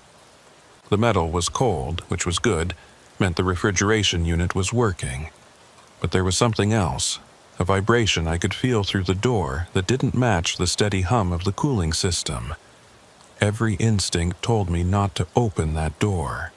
In trucking, plausible deniability is your best friend. You don't know what's in the sealed trailer. You're just the driver. But that smell was getting stronger, and now I could hear something too. A scratching sound, like fingernails on metal. I backed away from the door, walked to my cab, grabbed my flashlight and my phone, started recording video, just in case. If something was wrong with the load, I wanted proof that I didn't know about it when I picked it up. The seal on the trailer door was intact, a standard metal band with a numbered tag. I took a photo of it, then used my bolt cutters to snap it. The moment the seal broke, the smell intensified. Sweet, sick, chemical. My eyes started watering. I pulled the door open just a crack, shined my flashlight inside. The front pallets looked normal. Cardboard boxes labeled with a strawberry logo, plastic wrapped, sitting on wooden pallets. But there was liquid on the floor, dark in the flashlight beam, running from somewhere deeper in the trailer. I pulled the door open wider, climbed up into the trailer. The cold hit me immediately, dropping the sweat on my skin to ice. The temperature gauge read 34 degrees, just above freezing, perfect for strawberries. But strawberries don't bleed. The liquid was coming from the third row of pallets. As I got closer, the scratching sound got louder. I pushed aside a hanging plastic curtain meant to maintain temperature zones, and that's when I saw them. The middle pallets had been hollowed out. The boxes were just a shell, a facade. Behind them was a makeshift compartment, and inside that compartment were 3 large black duffel bags. One of them was moving. My hands were shaking as I reached for the zipper on the moving bag.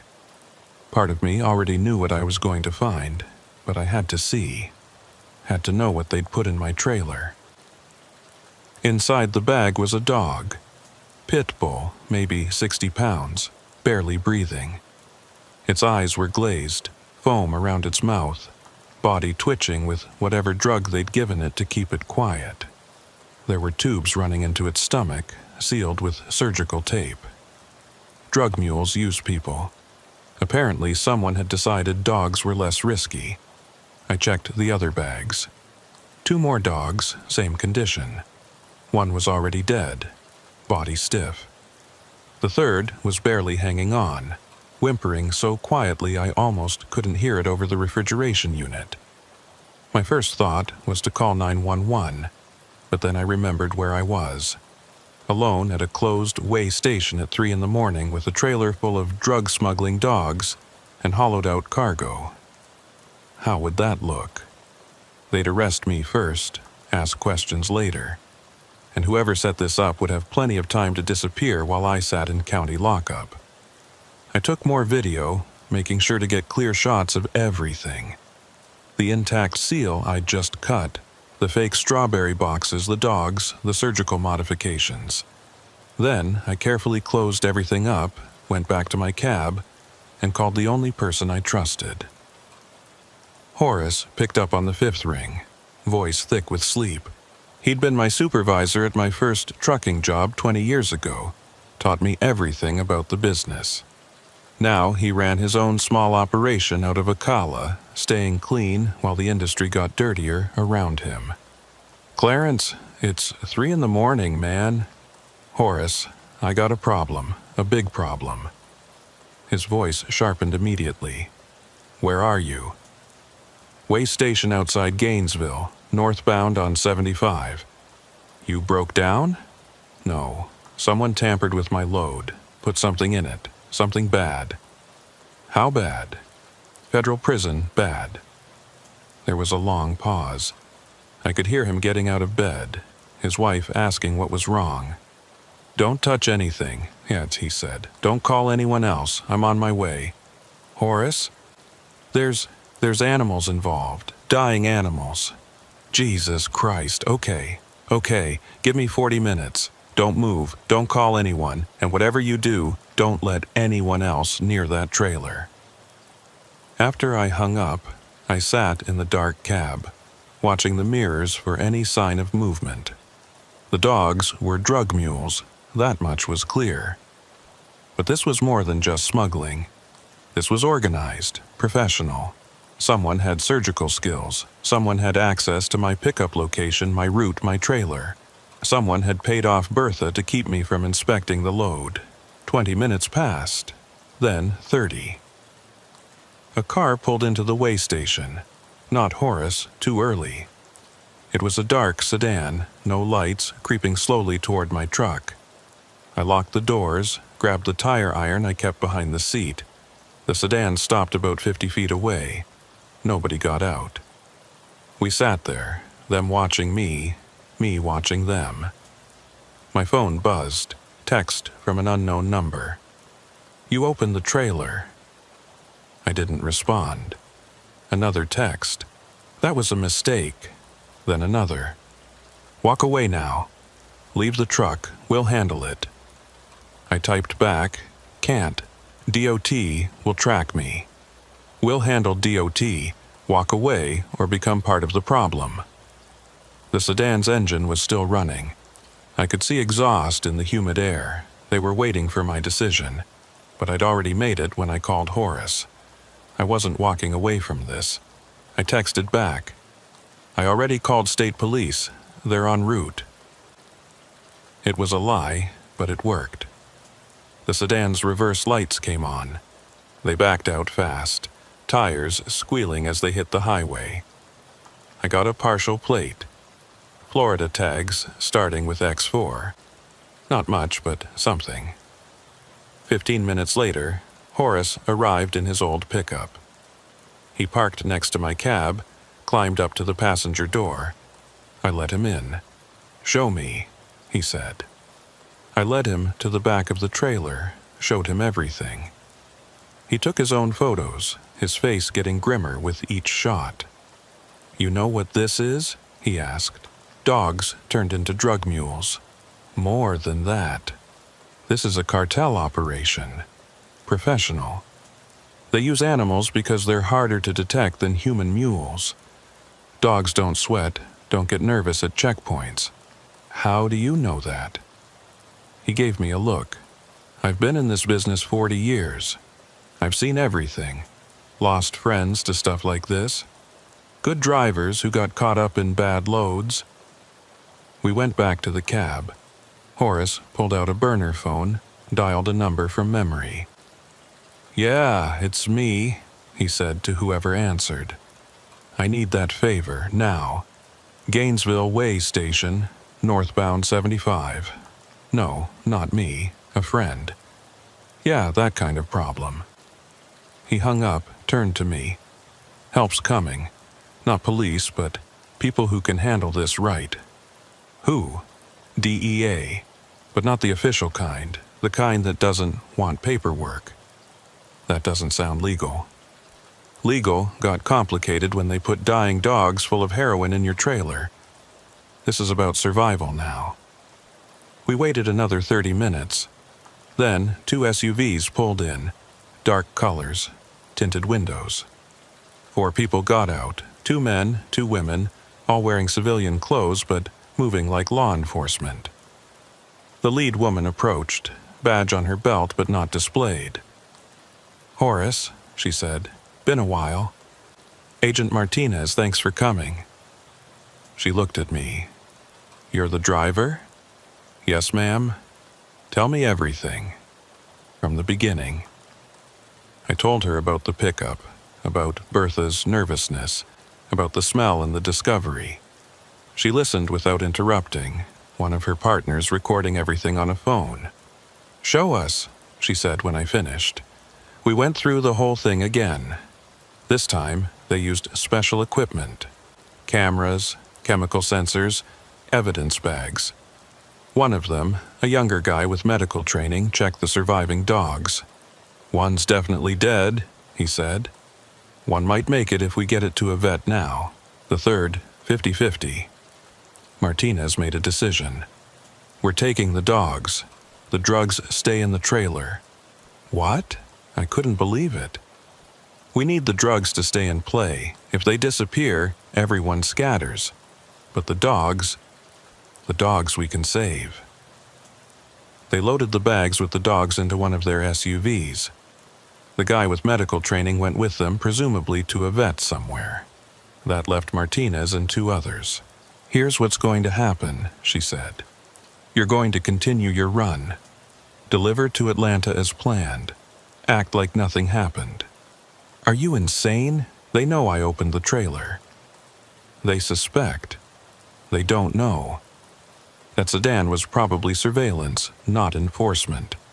If they knew for sure, you'd be dead already. That was comforting. The drugs are still in the dogs. We removed what we could without killing them immediately. About 2 kilos. The rest we replaced with lactose powder. Similar weight, similar appearance if anyone checks casually. And when I get to Atlanta, we'll be watching every mile. When they come for the drugs, and they will, we'll be ready. You're using me as bait. We're using you as an opportunity. This is bigger than one load, Clarence. This is a whole network. We've been trying to crack it for 2 years. Horace stepped in. Clarence, these are good people. They'll keep you safe. Like they kept those dogs safe? Martinez's face hardened. Those dogs were dead the moment they were cut open. We're trying to save the next ones, and the next driver who might not be as lucky as you. She had a point. If I hadn't stopped for engine trouble, if I hadn't smelled that smell, I would have delivered the load none the wiser. Until the DEA kicked in my door 6 months later with conspiracy charges. What about Bertha, the loading supervisor? We'll handle her after this is over. Right now, she needs to think everything's normal. They gave me a burner phone, programmed with one number. Any problem, anything suspicious, you call.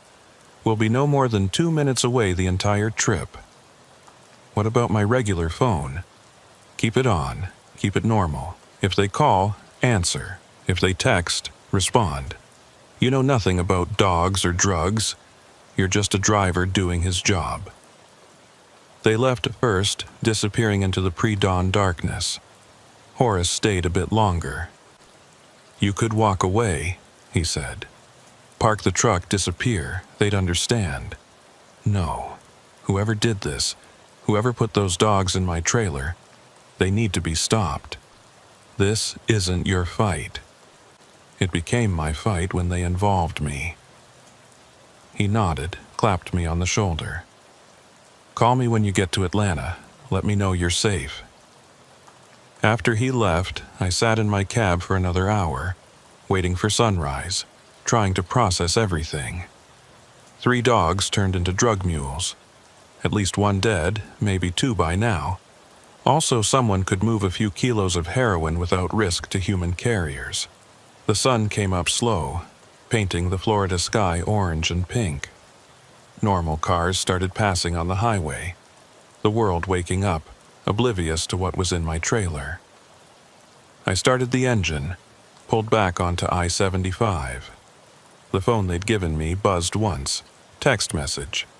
Silver Honda, 3 cars back, we're here. I spotted them in my mirror. Keeping pace, not too close, not too far. Guardian angels in an unmarked car. It should have made me feel safer. Instead, it reminded me that I was now bait in a trap I didn't fully understand. The miles rolled by. Gainesville to Ocala. Ocala to Wildwood. Every truck stop, every exit, I expected someone to come for the drugs. But nothing happened. Just normal traffic, normal road, normal day, hiding an absolutely abnormal situation. My regular phone rang as I passed the Valdosta exit. Unknown number, but I answered like Martinez had told me. Yeah? Clarence? Female voice, not one I recognized. This is Bertha from Plant City Loading. My hands tightened on the wheel. Hey Bertha, what's up? Just checking on the load. Everything running smooth? Yeah, all good. Refrigeration holding steady at 34. Good, good. Any problems at all? Anything unusual? She was fishing, trying to figure out if I knew. Nope. Just another milk run to Atlanta. Great. The receiver might want to inspect the load personally, that normal for them. Don't be surprised if they're very thorough. Translation. They were going to check for the drugs. No problem. Loads exactly as you gave it to me. Perfect. Drive safe, Clarence. She hung up. I immediately called the burner phone. They know, I said when Martinez answered. Bertha just called. Warned me about a thorough inspection in Atlanta. Expected? How far out are you? 3 hours, maybe 4 with traffic. Take your time. We need to get people in position. What if they try to take it before Atlanta? Hit me on the road? They won't. Too risky in daylight. They'll wait for the delivery point where they have control.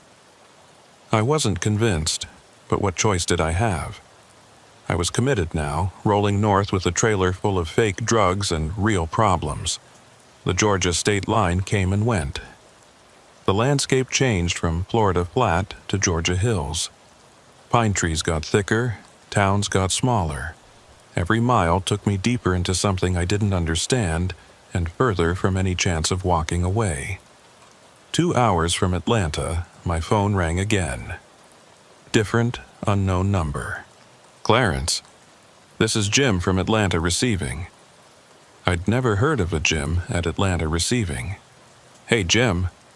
Slight change of plans. Instead of coming to the main warehouse, we need you to deliver to our overflow facility. Address is 22847 Industrial Boulevard, Doraville. Know where that is? I can find it. Great. Come to the back loading dock. We'll have a crew ready to unload immediately. Copy that. I hung up and immediately called Martinez. They're redirecting me. Overflow facility in Doraville. Address? I gave it to her, could hear her typing. Abandoned warehouse district. Perfect for what they're planning. Okay, this is good. Gives us room to operate. Good for who? Trust me, Clarence, we've got this. But sitting in that cab alone except for the invisible watchers, heading toward an abandoned warehouse where people expected to find drugs that weren't there, I didn't feel like anyone had anything under control. Doraville came up on the GPS. Old industrial area, the kind that used to thrive before manufacturing went overseas.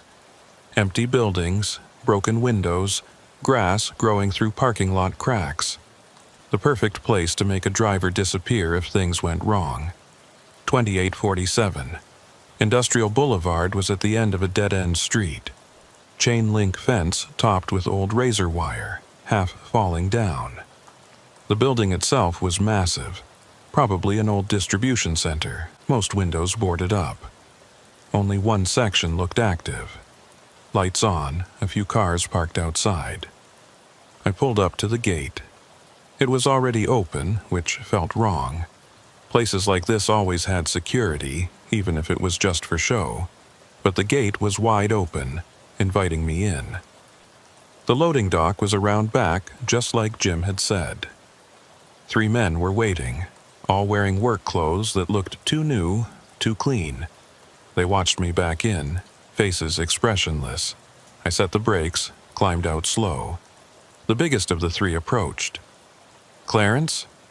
That's me. Jim sent us. We'll get you unloaded quick.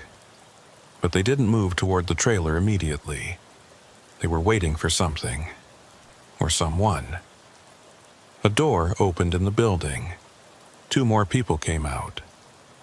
One was a woman I didn't recognize, wearing a business suit that belonged in a downtown office, not an abandoned warehouse.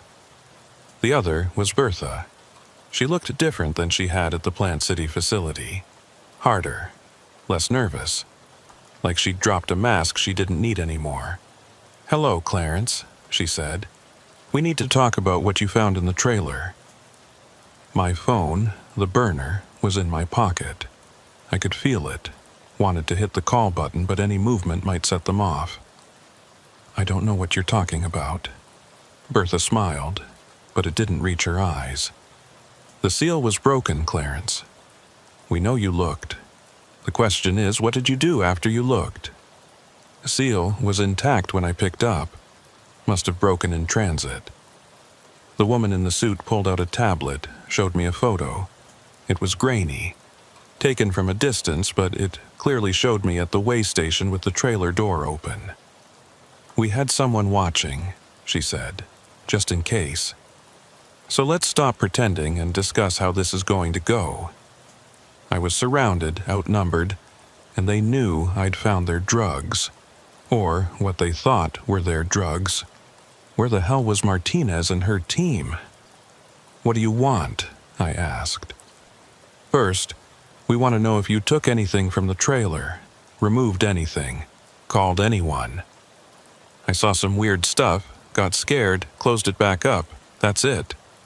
Bertha stepped closer. Clarence, you're a good driver. Clean record. We picked you specifically because you don't cause problems. Don't start now. I don't want any trouble. Neither do we. So here's what's going to happen. We're going to unload the special cargo. You're going to forget you ever saw anything. You'll deliver the legitimate strawberries to the actual Atlanta facility tomorrow morning. Everyone goes home happy. And if I don't forget... The woman in the suit pulled back her jacket slightly, revealing a holstered pistol. Then you become another missing trucker. Happens all the time. Especially ones going through divorce, behind on payments, struggling with depression. How did they know about my divorce? My finances? These people had done their homework. Okay, I said. Take your stuff. I don't want any part of it. Bertha nodded to the three men. They moved toward the trailer. I held my breath, knowing they were about to find lactose powder instead of heroin. Dead dogs, or maybe no dogs at all if Martinez's team had removed them completely. The first man climbed into the trailer. I heard him moving pallets, pushing aside boxes. Then silence. Then, "We got a problem." Bertha's face changed, went from confident to concerned. What kind of problem? The man emerged holding one of the black duffel bags. It was covered in blood, empty, torn open. The cargo's gone, and there's blood everywhere. That's when I realized Martinez hadn't just removed the dogs. She'd staged a scene, made it look like something had gone very wrong in that trailer. Bertha turned on me, face twisted with rage. "What did you do?" "Nothing. I told you, I just looked." The woman in the suit drew her pistol. "Where are the dogs?" "Dogs? What dogs? I'm hauling strawberries." But my confusion must have seemed too real, because doubt crept into Bertha's eyes. She grabbed the tablet, made a call. "We have a situation," she said to whoever answered. "The cargo's been compromised. No, not stolen. Destroyed or escaped. There's blood everywhere. Yes, sir. Understood."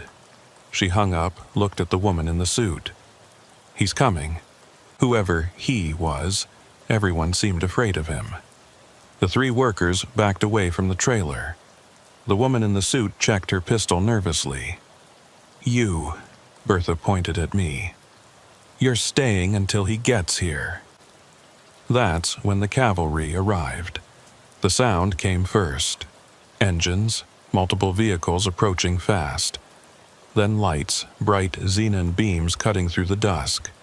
Not police lights, not yet, but the aggressive high beams of SUVs moving with purpose.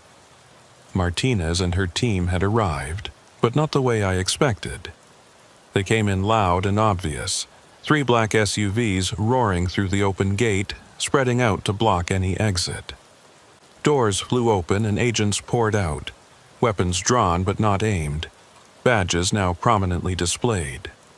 It was theater, but effective theater. "Federal agents! Nobody move!" Bertha's hand went to her waistband but stopped when three laser sights appeared on her chest. The woman in the suit dropped her pistol, hands rising slowly. The three workers hit the ground without being asked, apparently experienced in this kind of situation. Martinez walked through the chaos like she owned it, which I guess she did. She looked different than she had at the way station. Harder, official, dangerous. "Bertha Crenshaw," she said, voice carrying across the lot. "You're under arrest for conspiracy to traffic controlled substances, animal cruelty, and about 15 other charges we'll figure out later." "I want a lawyer," Bertha said immediately. "You'll get one, after we have a conversation about your employer." That's when another vehicle arrived, a white van, unmarked but somehow more ominous than the SUVs. It pulled up next to my truck and two people in hazmat suits got out.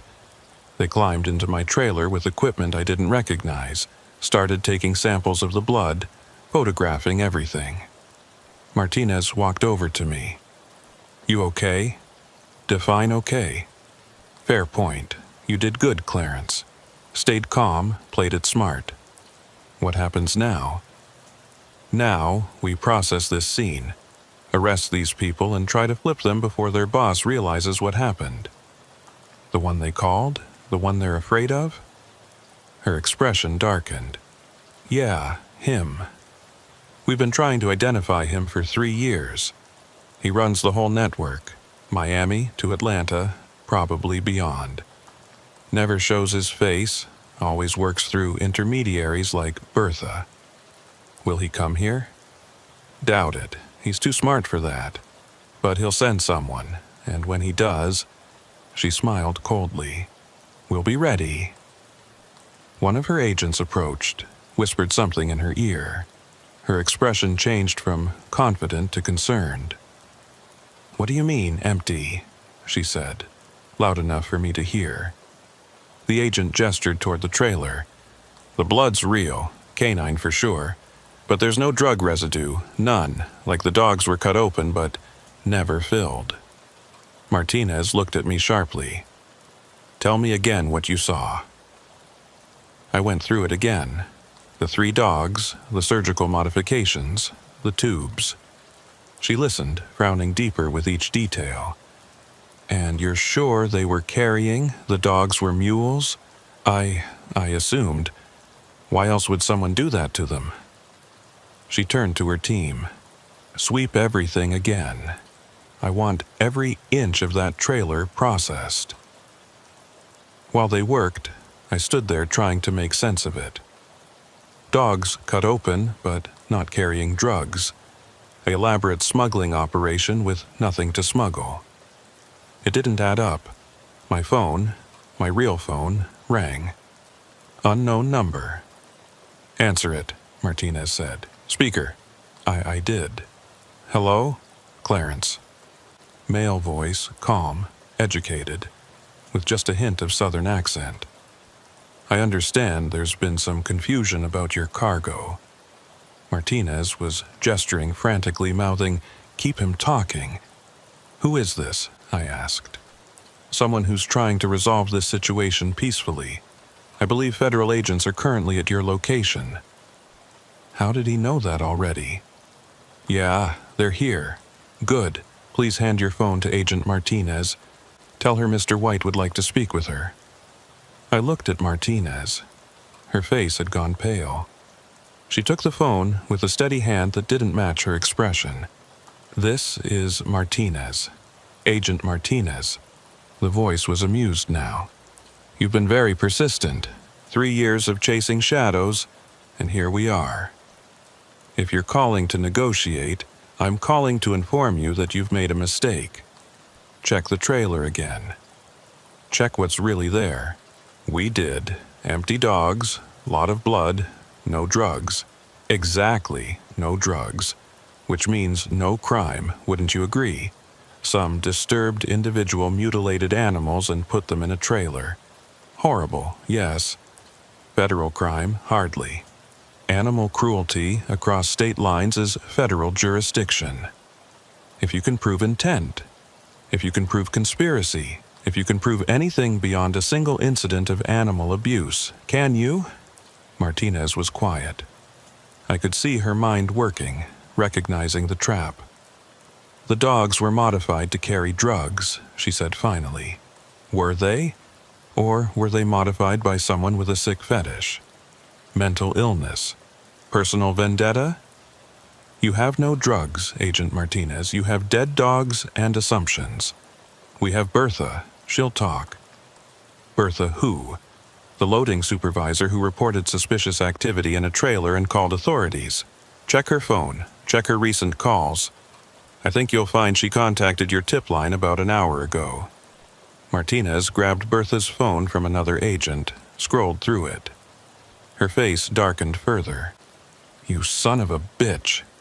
Language, Agent Martinez. I'm simply pointing out that your case isn't what you thought. Bertha discovered something terrible, reported it, and you arrived to investigate. Everyone's doing their job. No conspiracy here.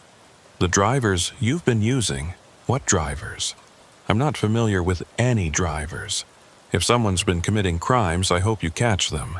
But I don't see how that involves my client. Your client? Ms. Crenshaw. I'm her attorney. She called me when federal agents arrived at her workplace without a warrant. Martinez looked ready to throw the phone.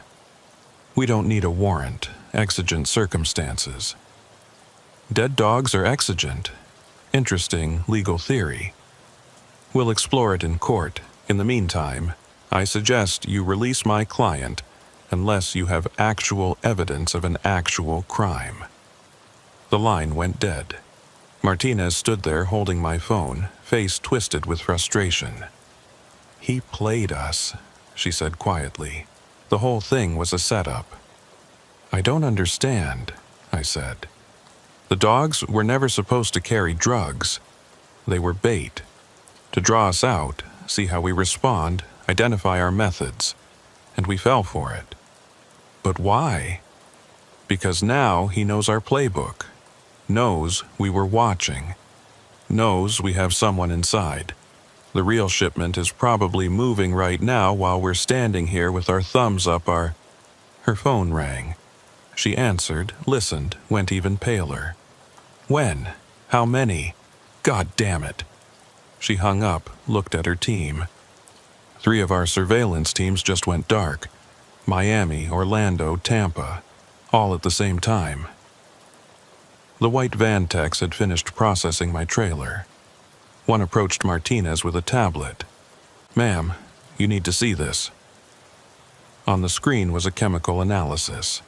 I didn't understand most of it, but one thing stood out. A molecular diagram labeled synthetic marker. Law enforcement tracking compound. The blood was tagged, the tech explained, with our own tracking compound, the kind we use to mark drug shipments. That's impossible. That compound is classified. Not anymore, apparently. Martinez turned to me. They knew. The whole time, they knew we were watching. They wanted us to find the dogs, to replace the drugs, to follow you here. This whole thing was a test, Bertha said. She was sitting on the ground in handcuffs, but smiling. Mr. White wanted to see how you operate, how quickly you respond, what resources you have, and you showed him everything. Shut up, Martinez snapped. You can't hold me, Bertha continued. No drugs, no crime. Just a concerned supervisor who found mutilated animals and called authorities. Check my phone, it's all there. Martinez knew she was right. I could see it in her face. Without drugs, without proof of conspiracy, they had nothing. Animal cruelty at best, and even that would be hard to prosecute without knowing who actually did it. Cut her loose, Martinez said finally. Ma'am, one of her agents looked shocked. Cut them all loose. We've got nothing. As they removed the handcuffs, Bertha walked over to me. Mr. White wants you to know this was nothing personal, Clarence. You were just convenient, the right driver, at the right time, with the right reputation. What reputation? Honest. Trustworthy. The kind who would open a suspicious trailer and call for help. The kind the feds would believe. She walked away, the others following. Within minutes, they were gone, leaving just me, Martinez's team, and a trailer full of questions. What do I do now? I asked Martinez. You deliver your strawberries to the real facility in Atlanta. Go home. Forget this happened. That's it? That's it. We lost this round. He's probably moving the real shipment as we speak, and we're blind because he took out our surveillance. So he wins? Today he wins. Tomorrow we try again. She started to walk away, then turned back. Clarence, you need to be careful. You're on his radar now. If anything strange happens, anything at all, you call me." She handed me a card with just a number, no name. "What about Horace? Is he in danger?" "We'll watch him. Watch you too for a while. But honestly, I don't think White will bother with you again. You served your purpose." They left me there with my truck and my legitimate load of strawberries that had been cover for an elaborate game I didn't understand.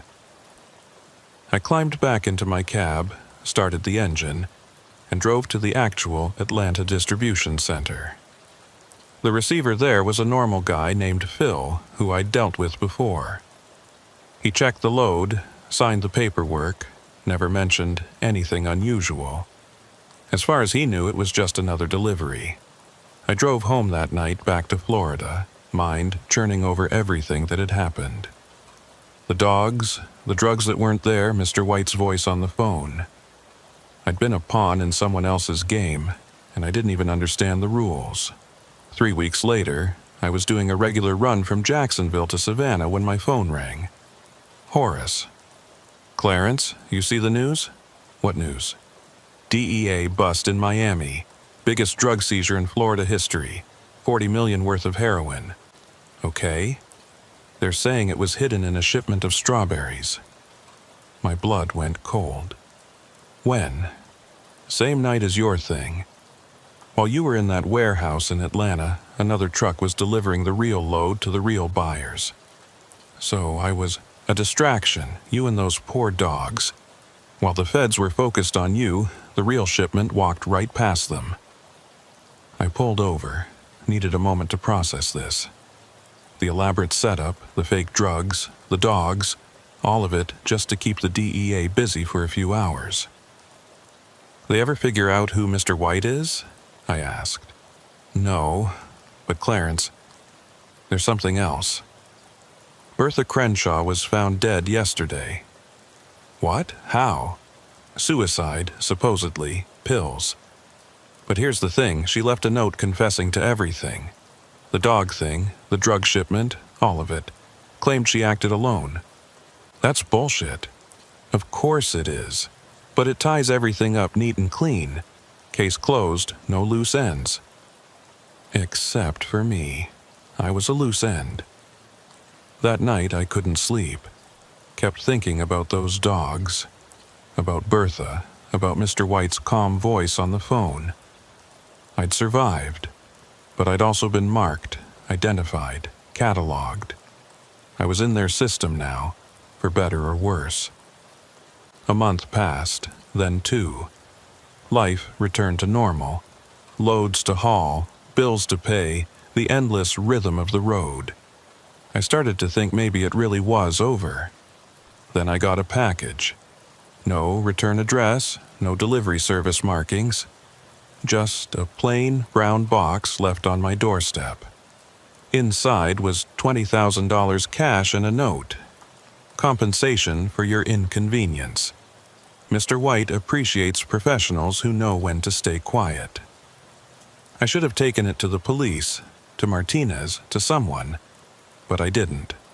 I paid off my truck, caught up on bills, put the rest in savings. Blood money, maybe, but money nonetheless. 6 months later, I was at a truck stop near Valdosta when I saw her. Bertha Crenshaw. Very much alive, buying coffee at the counter. Different hair, different clothes, but definitely her. She saw me see her.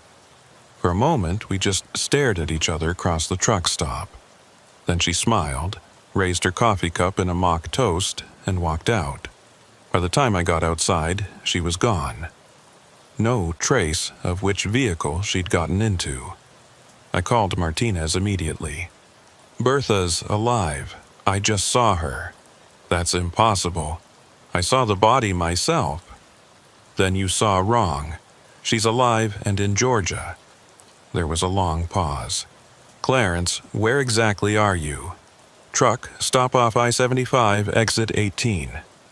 "Stay there. Don't move. I'm sending someone." But I didn't stay. Something in her voice was wrong. Too eager, maybe. Or too worried. I got in my truck and drove, took back roads, avoided scales and inspection points. That night, parked behind an abandoned gas station, I finally understood. Martinez hadn't been trying to catch Mr. White. She'd been working for him. The whole DEA operation had been cover for moving drugs, not stopping them. And I'd been useful to both sides, a convincing distraction for the real agents and a test for the corrupt ones. I thought about going to the FBI, the state police, someone, but with what proof? A story about dead dogs that were never found. A recording of a phone call that probably no longer existed. Cash that would make me look guilty rather than victimized. So I did the only thing I could do. I kept driving, changed companies, changed routes, avoided Florida for a while. But the road has a way of bringing you back to places you're trying to avoid. A year later, I was back on I-75, hauling legitimate cargo, when I stopped at the same way station where it all started. 3 a.m, same as before. The smell hit me as soon as I opened my door. Sweet, chemical, wrong. But this time it wasn't coming from my trailer. It was coming from the truck parked next to me. I could see the driver in his cab, slumped over the wheel. Young guy, maybe 25. I knocked on his door. No response. I called 911, reported a driver in distress. While waiting, I walked around his truck. The trailer doors were sealed, but I could hear something inside. Scratching. Whimpering. The ambulance arrived first, then the police. The driver was alive but unconscious, drugged, they said. When they cut the seal on his trailer, they found exactly what I expected. Hollowed out cargo hiding black bags. But this time the dogs were still alive, still carrying, still salvageable. The cops took my statement, thanked me for calling it in. As I was leaving, one of them mentioned something that chilled me. "Lucky you found him. This is the 3rd one this month. Same setup every time. Someone's moving product using drivers who don't even know they're carrying." What happens to the drivers? Usually, they wake up at their delivery point with no memory of the trip. Drugs in their system make their testimony worthless. Perfect crime, really. Perfect crime. Except now I understood the pattern. Mr. White hadn't stopped. He'd refined his method. No more conscious drivers who might look in their trailers. Just unconscious pawns who couldn't testify about what they didn't remember. I wanted to tell the cop everything. Warn him about Mr. White, about the network, about how deep this went. But I knew how that would sound. Conspiracy theorist trucker rambling about shadowy criminal masterminds. They'd either think I was crazy or worse, involved. So I kept my mouth shut and drove away.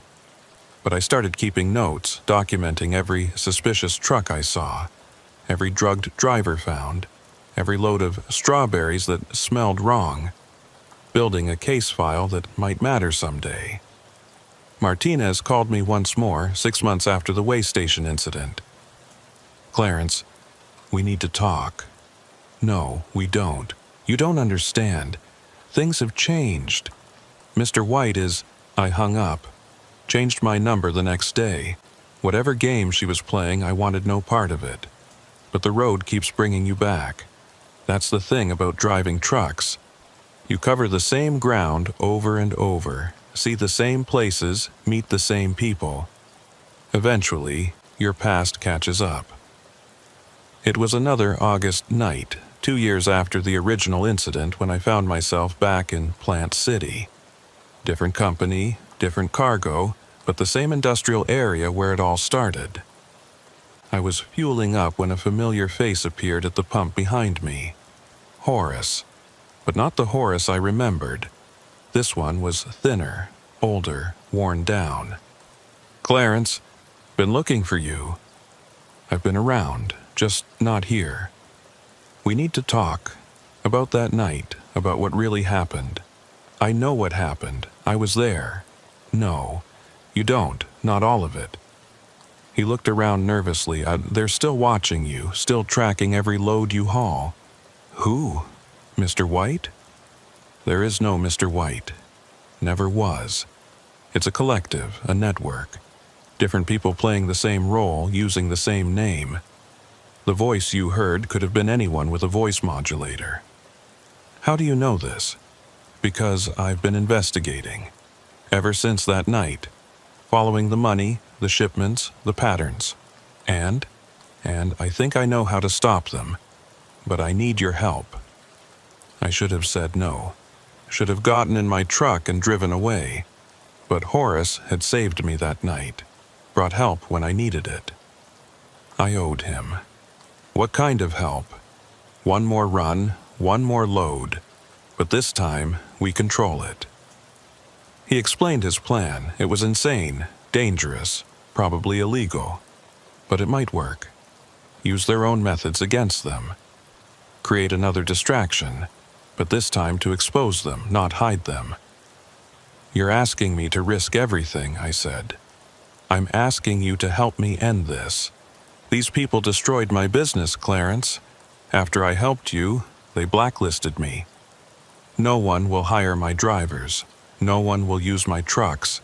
I'm bankrupt, living in my sister's garage. I'm sorry, Horace, I didn't know. Not your fault, but we can make it right, both of us. I thought about all the drugged drivers, all the dead dogs, all the drugs flowing through Florida hidden behind legitimate cargo. Thought about Mr. White's smug voice, Martinez's betrayal, Bertha's fake death. Okay, I said. Tell me what you need. The plan was simple in concept, complex in execution.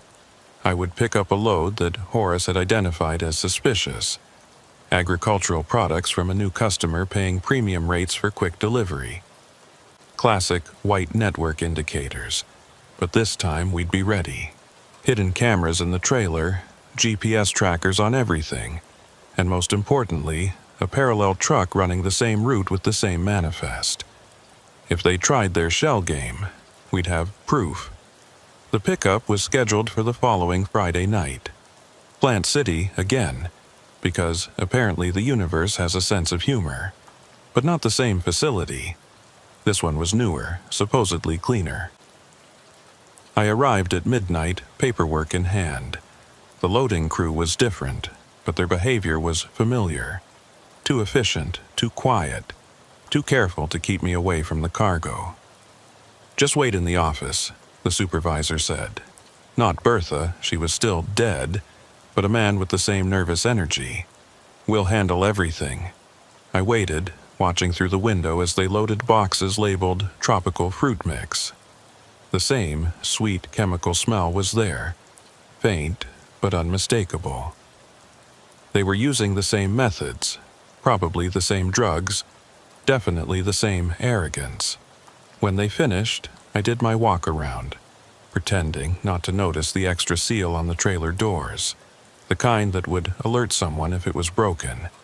They wanted to know if I looked inside. Fine. Let them know. I drove out of Plant City, right on schedule, heading north on I-75. The hidden cameras Horace had installed were recording everything, uploading to cloud storage in real time.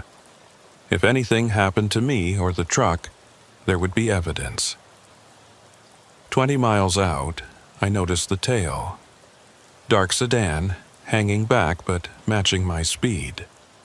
They were watching, making sure I didn't deviate from the road. I maintained steady speed, played the part of the oblivious driver. The first way station was closed, which was expected. They always seemed to know which ones would be operating. The second was open but waved me through. My weight was within limits, no reason to stop. It was near Gainesville when things went sideways. Same stretch of road where I'd found the dogs 2 years ago. My engine started losing power, RPMs dropping, speed declining. I hadn't touched anything, hadn't done anything wrong, but suddenly my truck was dying. I pulled over, hazards on, and waited. The sedan pulled over too, staying back but visible. Within minutes, another truck arrived. Same model as mine, same color, even the same company logo. The shell game was starting. The driver approached my cab.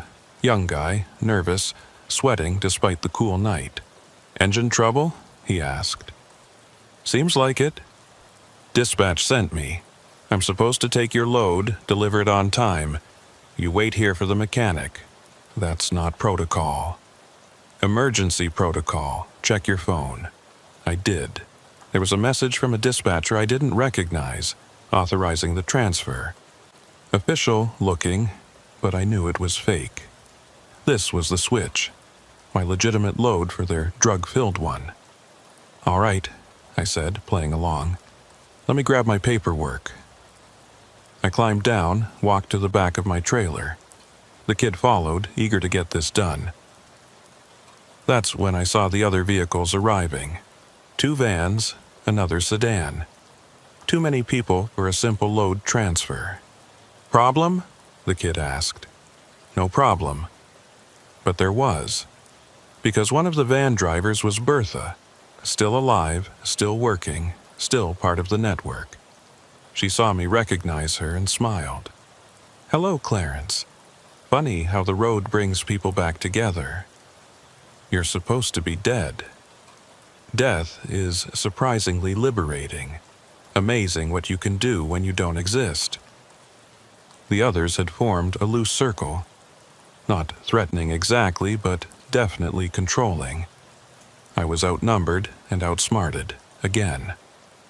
"Here's what's going to happen," Bertha said. "We're taking your trailer. You're going to report it stolen. Insurance covers the loss. You get a few days off. Everyone's happy. And if I don't, then you become another tragic statistic. Trucker killed in hijacking. Happens more than you'd think." I looked around, counting faces, memorizing details. The cameras in the trailer were getting all of this, but only if they hadn't found them. Only if Horace's plan was working. "Take it," I said. "I don't want any trouble. Smart man, always were." They hooked my trailer to the other truck professionally quick. The kid climbed into the cab, started pulling away. The others began returning to their vehicles.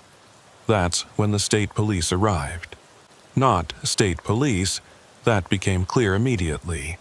These vehicles had the look, but not the details. The light bars were aftermarket. The insignias slightly off, the officers stepping out wearing uniforms that would pass at a glance but not under scrutiny. But Bertha and her crew didn't know that. They scattered like roaches when you flip on a kitchen light. The kid in my truck panicked, tried to jackknife the trailer getting back on the highway. Lost control completely, ended up sideways across both lanes. The fake cops surrounded him before he could run. Bertha made it to her van, but found the tires flat. Horace had thought of everything. The man who approached me wore sergeant stripes and a name tag reading Williams, but I recognized him from somewhere else entirely. He was one of Horace's old drivers, a guy named Tony who'd been laid off when the business went under. "You okay, Clarence?" he asked, loud enough for everyone to hear, then quieter. "Play along. We've got about 10 minutes before real cops show up." "What are you doing?" "Horace's plan B. When you didn't check in at the last waypoint, we knew they'd made their move." The other officers were efficiently zip-tying Bertha's crew, reading rights they had no authority to read, going through the motions of an arrest that wasn't real but looked convincing on camera. And there were cameras everywhere, dash cams, body cams Horace had somehow acquired, even a drone hovering overhead getting aerial footage. "This is kidnapping," Bertha shouted. "You're not real cops." "Ma'am, please remain calm," Tony said in his best cop voice. "We're conducting a federal investigation." It was insane. A fake police stop to interrupt a real crime, all being recorded for evidence that might or might not be admissible in court. But it was working. The criminals thought they were being arrested by corrupt cops, probably figured Mr. White had double-crossed them. Tony walked me away from the scene toward one of the fake police cars. Horace is in the command van, quarter mile up. He wants to talk to you. This is crazy. When real cops show, we'll be gone, but the evidence won't. Every second of this is being streamed to 12 different servers. Even if they destroy the local copies, it's already out there. The command van was an old RV painted to look official. Inside, Horace sat surrounded by monitors, radio equipment, and computers. He looked better than he had at the gas station, energized, focused, alive with purpose. "Clarence, good to see you in one piece." "Horace, what the hell is this?" "Justice. The kind you don't get in courtrooms." He pointed to one of the monitors showing Bertha being questioned by Tony. She's already talking, trying to make a deal. Doesn't know the cops are fake, spilling everything to save herself. This won't hold up in court. Doesn't need to. Once this video goes viral, once the media picks it up, real investigations will follow. Public pressure is more powerful than any prosecutor. On another monitor, I could see inside my trailer through the hidden cameras. The fake cops had opened it, revealing not just the expected drug packages but something else. Crates of weapons. Military grade, the kind that weren't supposed to be in civilian hands. "Jesus," I whispered. "Gets better," Horace said, switching to another feed. "That parallel truck I mentioned? It's been following your route exactly, and guess what it's carrying?" The screen showed the interior of another trailer. Bodies. At least 6 people, bound and gagged but alive, barely. Human trafficking on top of drugs and guns. "We need to call real cops now," I said. "Already did. Anonymous tip from a burner phone. They'll be here in Untum." He checked his watch. 6 minutes. My people will be gone in 4. And Bertha's crew will be found zip-tied by the roadside with a trailer full of evidence. The fake arrest becomes a citizen's arrest. All perfectly legal, if ethically gray. What about me? You're a hero. Brave trucker who stumbled onto a criminal enterprise and helped expose it. Your cameras, your evidence, your courage. I didn't agree to be a hero. No, but you agreed to help. This is help. The monitors showed Tony's team loading back into their fake police cars. They left Bertha and her crew secured but not hurt, sitting on the shoulder, looking confused and angry. The kid who tried to steal my truck was crying, probably realizing how deep he was in. 3 minutes, Horace said. "We need to go. What about my truck?" "Stay with it. Real cops arrive, you tell them the truth, mostly. Your load was being hijacked. Some good Samaritans intervened, held them until police could arrive. You don't know who the good Samaritans were. They'll know I'm lying. They'll suspect, but the evidence will matter more than the methods. Those weapons, those people in the other truck, that's Homeland Security level crime. They won't care much about procedural irregularities." He started packing up his equipment, efficient despite the time pressure. "There's one more thing, Clarence. The real load, the one you picked up, it's not drugs." "What?" "Check your bills of lading again. Really check them. The serial numbers, the weights, the destinations." He handed me a folder before pushing me out of the van. "Real cops in 90 seconds. Get back to your truck. And Clarence, after tonight, disappear for a while. Take a vacation. Visit family. Just don't be in Florida." The RV pulled away, leaving me standing on the shoulder with a folder and more questions than answers. I ran back to my truck, climbed into the cab just as the first real police car crested the hill, lights and sirens blaring. What followed was 6 hours of questioning, evidence processing, and controlled chaos. The cops found everything. The drugs, the weapons, the people in the parallel truck who turned out to be kidnapped migrants being sold into slavery. Bertha tried to claim she'd been illegally detained, but the video evidence was overwhelming. Her own words, captured in high definition, confessing to years of criminal activity. The detective questioning me was thorough but not suspicious. My story held up because it was mostly true. I'd been hauling legitimate cargo when criminals tried to hijack it. Citizens had intervened. I didn't know who they were, but was grateful. "Hell of a coincidence," the detective said. "These good Samaritans just happening to be here. Lucky, I guess. Very lucky. Especially since this connects to 3 other ongoing investigations. This Bertha woman, she's been on our radar, but we could never prove anything. And now? Now we have her on video, admitting to murder, drug trafficking, human trafficking, weapons smuggling. She's looking at life without parole. What about Mr. White?" The detective's expression changed. "How do you know that name?" I told him about the phone call 2 years ago, about Martinez, about everything I'd kept quiet. He listened, took notes, made calls. By dawn, I was talking to federal agents, real ones this time. The lead agent was a woman named Director Sarah, based out of Atlanta.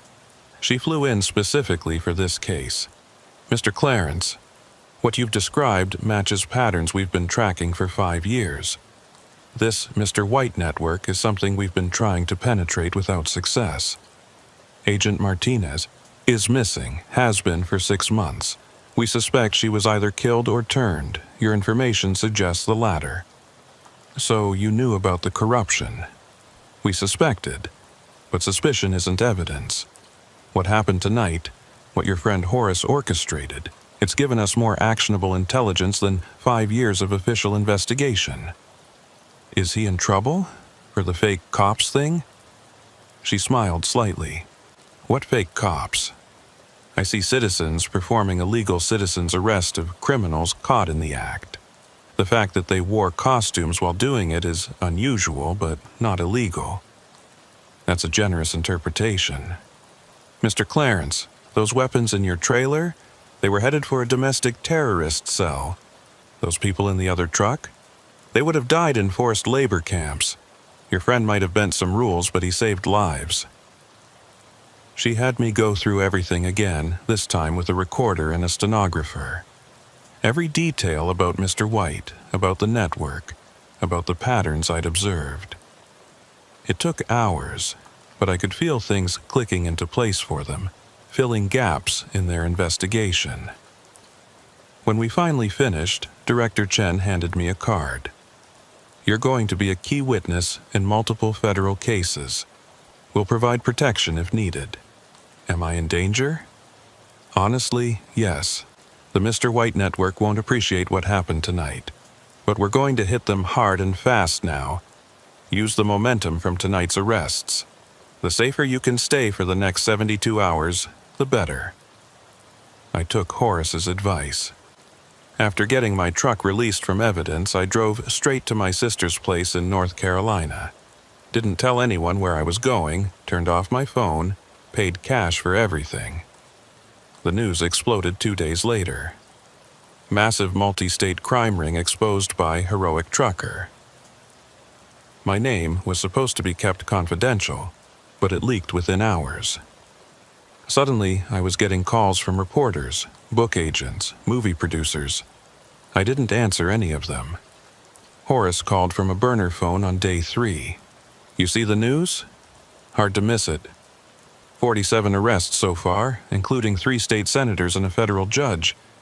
This thing was huge, Clarence. What about Mr. White? Still a ghost, but his network is destroyed. That's something. Where are you? Better you don't know, but I wanted to thank you for trusting me, for going along with the insanity. Did you know about the weapons and the people? Suspected the weapons. The people were a surprise. Makes it all worth it, though, doesn't it? It did. Despite the danger, despite the chaos, knowing those people were safe made everything worth it. What are you going to do now? I asked. Disappear for real this time, maybe overseas. You? I don't know. Can't really go back to normal trucking after this. Why not? It's what you're good at. Every load I'd haul, I'd wonder what's really in it. Every supervisor, every dispatcher, I'd wonder if they're another Bertha. That's not paranoia, Clarence, that's wisdom. We said goodbye, knowing we'd likely never speak again. Horace had his revenge and his redemption. I had my unwanted fame and a target on my back. A week later, I was back in Florida for the first round of depositions. The prosecutor, a sharp young attorney named Michael Foster, walked me through my testimony. It would be months before the actual trials, but they needed to lock down witness statements while memories were fresh. The defense will try to paint you as a vigilante, he warned, working with Horace to entrap their clients. I was just trying to survive. I know, but they'll twist everything. The fake cops especially. They'll claim it was all staged to frame innocent people. Innocent people don't traffic humans. No, but guilty people hire excellent lawyers. The deposition was brutal. Bertha's attorney, a snake in a $1,000 suit, questioned every detail, implied I was working with law enforcement from the beginning, suggested the whole thing was an elaborate setup for reward money. There's no reward money, I said. Not officially. But a book deal? Movie rights? You stand to profit significantly from this story. I haven't taken any deals. Yet. It went on like that for hours.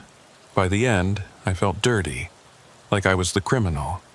That's when I understood why so many witnesses back out, why cases fall apart. The system protects itself, and sometimes that means protecting the criminals who can afford to work it. But I didn't back out. Every time I wanted to quit, I thought about those people in the truck, the ones who would have died if we hadn't intervened. I thought about the dogs from 2 years ago, cut open and left to suffer. I thought about all the drivers who didn't know they were hauling death.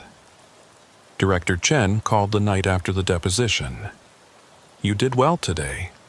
Felt like I was on trial. That's what they want you to feel. Don't let them win. Any progress on finding Mr. White? Actually, yes. Your testimony about the voice modulator was key. We've been analyzing all recorded calls from burner phones in the relevant time frame. We found something interesting. What? The modulator had a signature, a specific pattern. We've matched it to 12 different calls over 3 years. Always different numbers, different locations, but the same electronic signature. So you can track him. We can track the device, and we did. It was purchased from a specialty electronics shop in Miami, paid for with a credit card. Whose card? That's where it gets interesting. The card belonged to a company called White Logistics Inc. Incorporated in Delaware, but the registered agent is a law firm in Miami. The same firm representing Bertha? No, but there are connections. Shell companies within shell companies, but we're unraveling it. How long? Weeks, maybe months. But we're closer than we've ever been. That night, I couldn't sleep. Kept thinking about the name. White Logistics. So obvious it was almost insulting. Mr. White had been hiding in plain sight, probably laughing at everyone looking for shadows when he was standing in the spotlight. 3 days later, I was hauling a legitimate load from Orlando to Jacksonville. Needed the money, needed the normalcy. When I noticed the tail, not subtle this time. Black SUV, riding close, wanting me to know they were there. I called 911, reported an aggressive driver. The dispatcher said they'd send a unit. The SUV backed off, but didn't disappear. They were sending a message. We know where you are. At the next rest stop, I found a note under my windshield wiper. You cost us money. Money must be repaid. With interest. No signature, but I knew who it was from. The network might be broken, but Mr. White was still out there, still watching, still angry. I called Director Chen immediately. They're threatening me. Where are you? I told her. State police are en route. We're also sending a federal protection team. Can you keep moving until they intercept? Yeah, do it. And Clarence, after today, we're putting you in protective custody. No arguments. I wanted to argue, but the SUV was back, closer now. This wasn't random intimidation. This was escalation. The state police caught up first, 2 units that boxed in the SUV and forced it to pull over. I watched in my mirrors as they drew guns, ordered the occupants out. 2 men, both in suits, both with their hands up looking confused. Director Chen called back an hour later. Lawyers, she said, disgust clear in her voice. What? The men in the SUV. They're lawyers from the firm representing several defendants. They claim they were trying to serve you with civil papers. Bullshit. Of course it is. But we can't prove otherwise. They had legal documents in the car. Their story checks out technically. So they can threaten me and call it legal service. Welcome to the gray area of witness intimidation. The protection team met me in Jacksonville. 3 agents who would rotate shifts, keeping me safe. It felt like prison, but at least I was breathing. That night, in a safe house that looked like every other suburban home, I finally opened the folder Horace had given me. The bills of lading he'd told me to really examine. At first, they looked normal. Standard shipping documents for agricultural products. But the serial numbers were wrong. Too many digits. Wrong format for the supposed originating company. And the weights were off by exactly 10% on every item. I cross-referenced with photos I'd taken of other shipments over the years, a habit I'd developed after the first incident. The pattern was there, hidden in plain sight. Every Mr. White shipment had the same discrepancies, the same 10% weight variance, the same serial number format.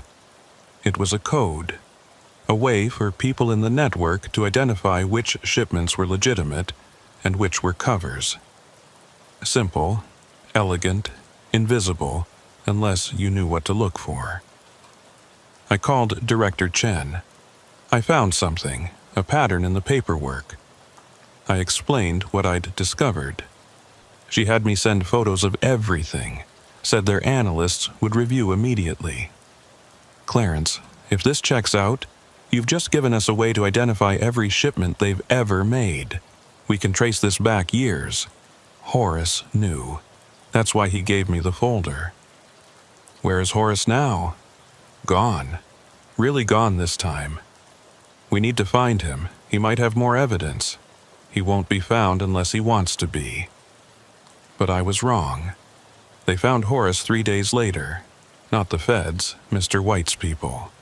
His body was discovered in a burned-out truck stop in Alabama. The official cause was a heart attack, but the timing was too convenient. Horace had given us the key to unraveling everything, and he'd paid for it. I wanted to go to his funeral, but the protection team wouldn't allow it. Too dangerous, too exposed. So I watched from a safe house as the news reported on the tragic death of a whistleblower. They didn't even get his story right, called him a disgruntled former employer seeking revenge. Nothing about his courage, his brilliance, his sacrifice. That's when I decided to take the book deal.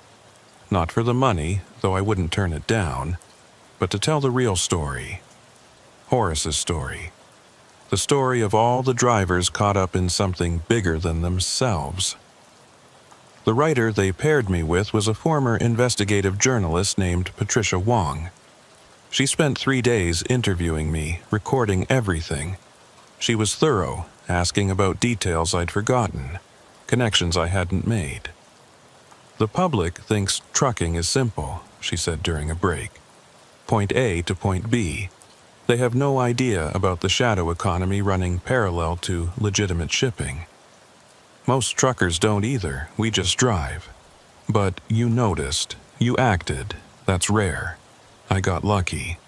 If I hadn't smelled those dogs, it wasn't luck, it was experience and instinct. You knew something was wrong and you investigated. Most people would have ignored it. Most people wouldn't have wanted the trouble. Exactly. That's what the criminals count on, the path of least resistance. She was right. The whole network had been built on the assumption that drivers would stay quiet, that loading supervisors would look the other way, that everyone would choose the easy path over the right one. A month into protective custody, Director Chen visited with news. We arrested him. Mr. White? His real name is Marcus Whitman, former DEA, went private 15 years ago, built the whole network using his knowledge of law enforcement procedures. Former DEA? That's how he knew our methods, our weaknesses. He'd been one of us. Is Martinez involved? We still don't know. She's still missing, might be dead, might be in hiding. Without her, we can't prove the connection. So he might walk? Not this time. Your evidence, the patterns you found, they're solid. We've documented over 300 shipments, 50 million in drugs and weapons. He's looking at life. What about the others? Bertha? She made a deal. Testimony for reduced sentence. 25 years instead of life. That's still something. She'll be 60 when she gets out, if she survives. Word is, the cartels aren't happy about her cooperation. Justice, such as it was. Not perfect, not complete, but something. The trial started 6 months later. I testified for 3 days, walking through every detail, every incident, every piece of evidence. Marcus Whitman sat at the defense table, looking nothing like I'd imagined. He was small, ordinary, the kind of man you'd pass on the street without noticing. But his eyes were cold, calculating, never leaving my face. His defense was predictable. Frame job, entrapment, overzealous prosecution. But the evidence was overwhelming. The coded shipments, the recorded confessions, the weapons and drugs and people all traced back to his network. The jury deliberated for 2 days. Guilty on all counts. Life without parole. As they led him out, Whitman looked at me one last time, mouthed 2 words. Not over. Director Chen said it was just bravado, the last gasp of a beaten man. But I knew better. Networks like his don't die with one arrest. They adapt, evolve, find new leaders. The road would always have predators, and drivers would always be prey. I went back to trucking eventually. Different company, different routes, but the same basic job. Hauling freight from here to there, keeping the economy moving one load at a time. But now I check every bill of lading, inspect every load, document everything. And sometimes, late at night at a quiet truck stop, I think about Horace, about his fake cops and real courage, about how he saved those people in the trafficking truck, even if it cost him everything. The book came out a year after the trial. Dead Dog Miles, a trucker's journey through America's shadow network. It made the bestseller list, got optioned for a movie. I donated half the proceeds to a fund for trafficking victims, the other half to Horace's sister. But money doesn't change what happened, doesn't bring back the dogs or Horace, doesn't erase the image of those people in the truck, bound and gagged and heading for slavery. Patricia Wong called last week. She's working on a follow-up, says there's more to the story. Martinez surfaced in Mexico, wants to talk. Claims she was undercover the whole time, that her disappearance was witness protection gone wrong. Do you believe her? Patricia asked. I don't know what to believe anymore. Will you talk to her? Maybe, if it helps put more of them away. Or if it just helps you understand. That too. Because that's the thing about driving trucks. You have a lot of time to think. And I still think about that night at the way station, about the choice to open that trailer door. Such a small decision that changed everything. The smell is gone now, that sweet, chemical wrong smell that started it all.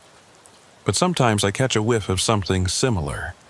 Overripe fruit, cleaning chemicals, diesel exhaust. And I'm right back there, flashlight in hand, about to discover what someone tried to hide. The road goes on. Trucks keep rolling.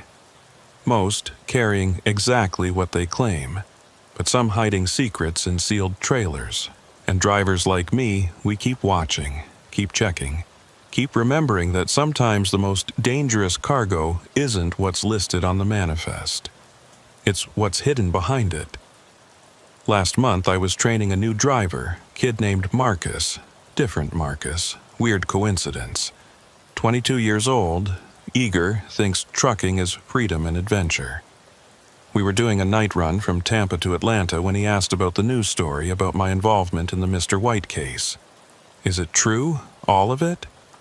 Every word. Would you do it again, knowing what would happen?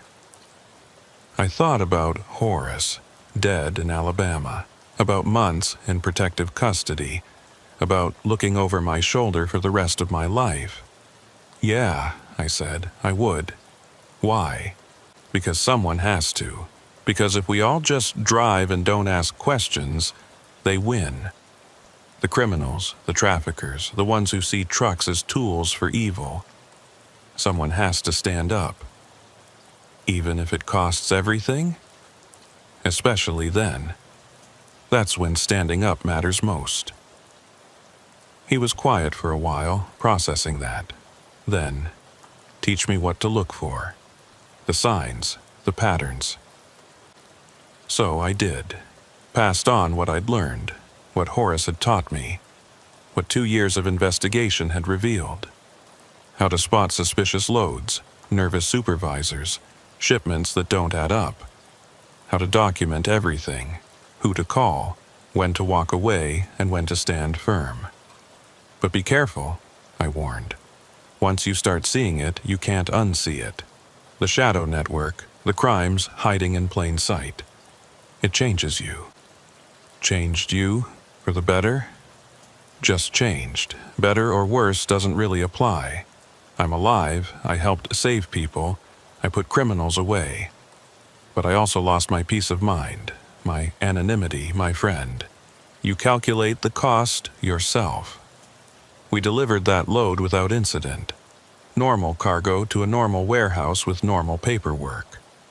The kid seemed almost disappointed. They're not all adventures, I told him. Mostly it's just driving. But when the moment comes, when you smell something wrong or see something suspicious, that's when you decide what kind of driver you're going to be. What kind are you? The kind who opens the trailer door. He nodded, understanding. Maybe he'd never face what I faced. Maybe he'd drive for 40 years without encountering anything more dangerous than bad weather and aggressive four-wheelers. Or maybe tomorrow he'd smell that sweet chemical wrong smell and have to make a choice. Either way, he'd be ready.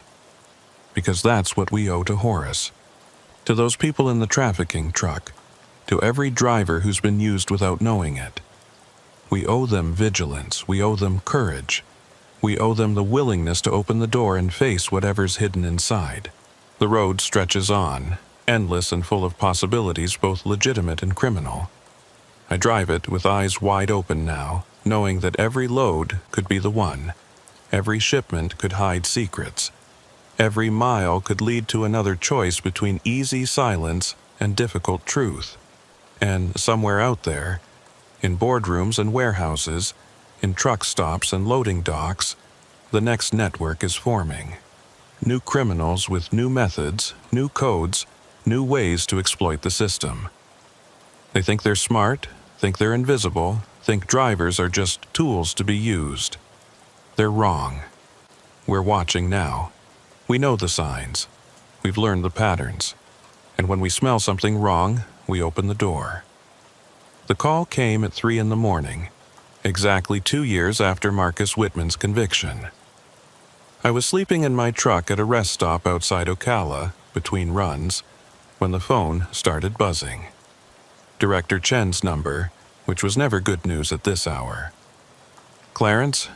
Where are you exactly?" Her voice had that controlled panic I'd learned to recognize. Something bad had happened and I was somehow involved. "Rest stop, mile marker 341 on I-75. What's wrong?" "Whitman's dead." I sat up, instantly awake. "When? How?" "3 hours ago. Prison riot, supposedly. But Clarence, before he died, he made a phone call. To a burner phone we've been tracking. And the phone's GPS shows it at your location. Right now." My blood went cold. I looked around the dark cab, then out at the dimly lit rest stop. A dozen trucks parked, could be anyone. "I'm getting out of here."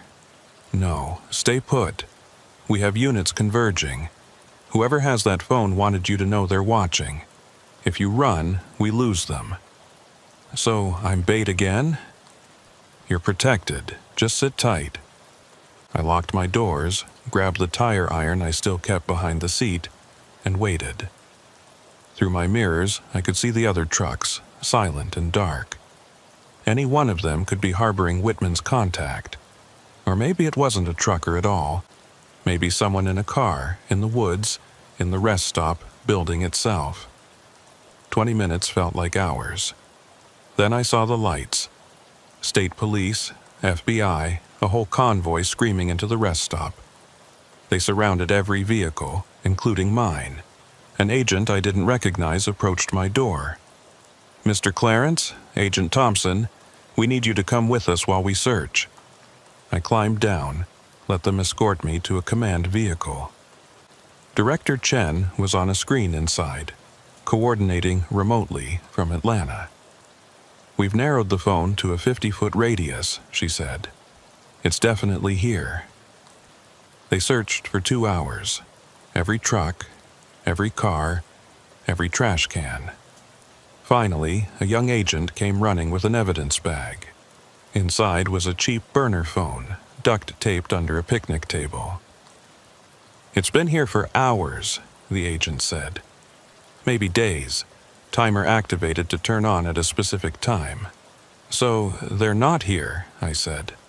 "No," Chen admitted, "but they wanted us to think they were. Clarence, there's something else.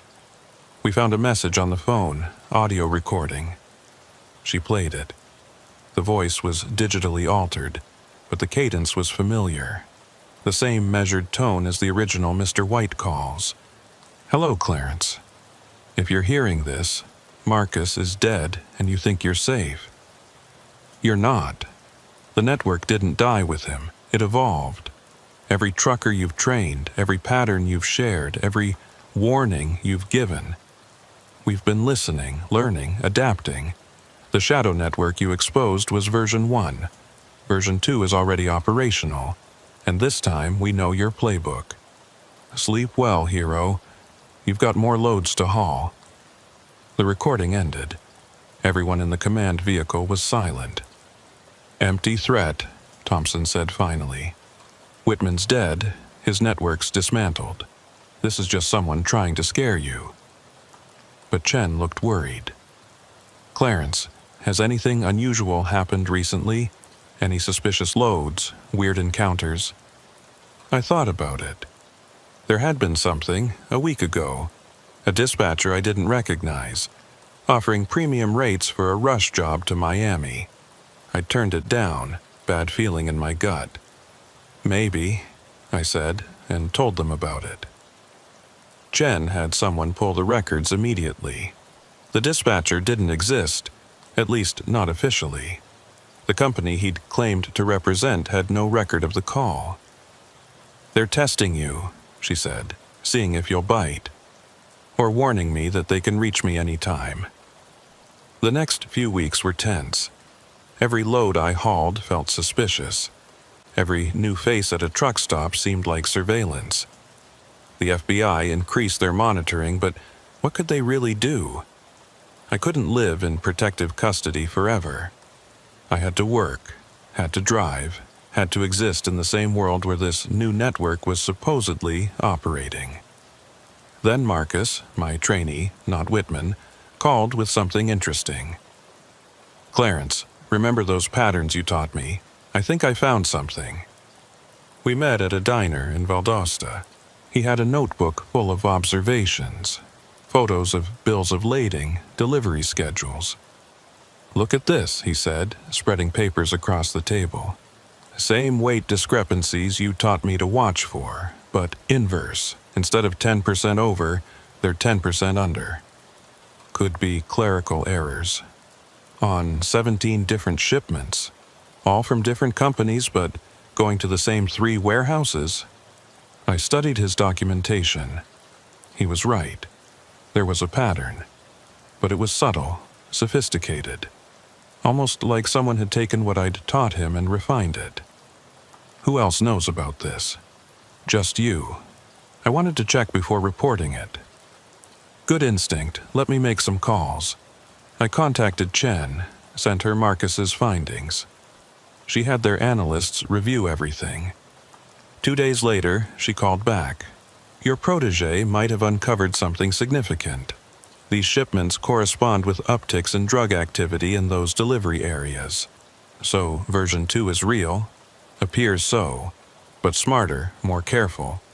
They're moving smaller quantities, using legitimate companies as unwitting covers, staying below DEA radar." "What do you want me to do?" "Nothing. We'll handle it." But I couldn't do nothing. This was my fault, in a way. By exposing the original network's methods, I'd given the criminals a blueprint for what not to do. They'd learned from Whitman's mistakes, adapted, evolved. I started my own investigation, quietly, carefully. Using my connections in the trucking world, I mapped out the suspicious routes Marcus had identified. The pattern was elegant. Never the same company twice in a row, always legitimate cargo with just a small addition. Drivers who never knew they were carrying anything extra. The breakthrough came from an unexpected source. Patricia Wong, the journalist who'd written my book, called with a strange question. "Clarence, did you ever meet someone named Maria Santos during the original investigation?" "No. Why?" "I'm researching the follow-up book, interviewing peripheral figures.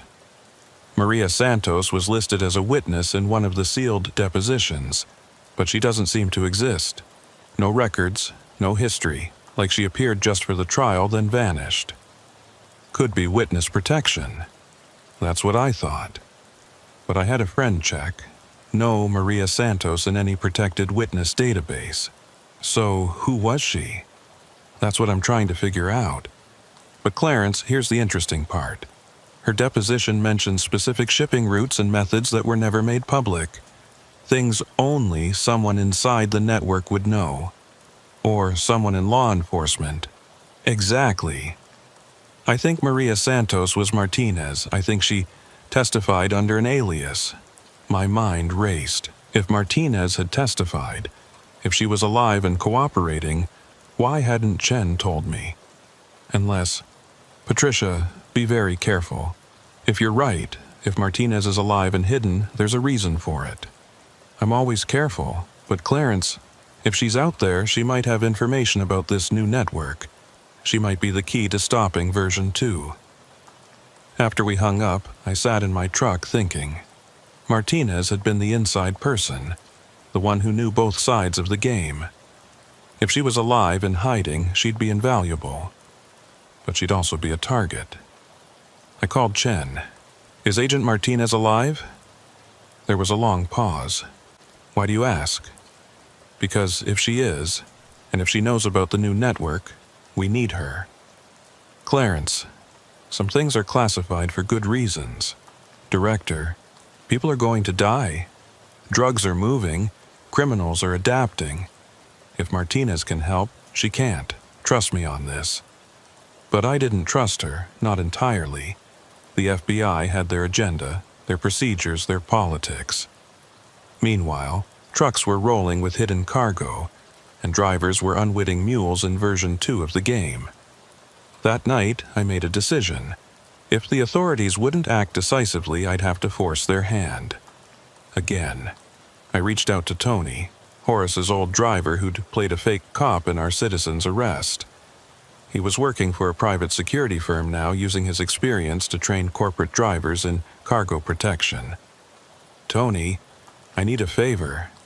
A big one. Clarence, after what happened to Horace, this is about finishing what he started. The network's back, evolved. The feds are moving too slow." We met at an old truck stop that had been closed for renovation. Private, secure, no chance of surveillance. Tony brought 2 others from Horace's old crew, men who'd lost everything when the company went under, who had their own reasons for wanting justice. "What's the plan?" Tony asked. We flipped the script. Instead of intercepting their cargo, we add our own. Add what? Trackers. High-tech ones. The kind that can't be detected by standard sweeps. We tag their shipments, map their entire network. That's illegal as hell. So is drug trafficking, but they've gotten smart, staying just below the radar. We need to expose them dramatically, like before. Horace died for like before. Horace died because he got too close. We'll be smarter, stay distant, use technology, never confront directly. It took a week to set up. Tony had connections in the surveillance industry, got us military-grade trackers the size of rice grains.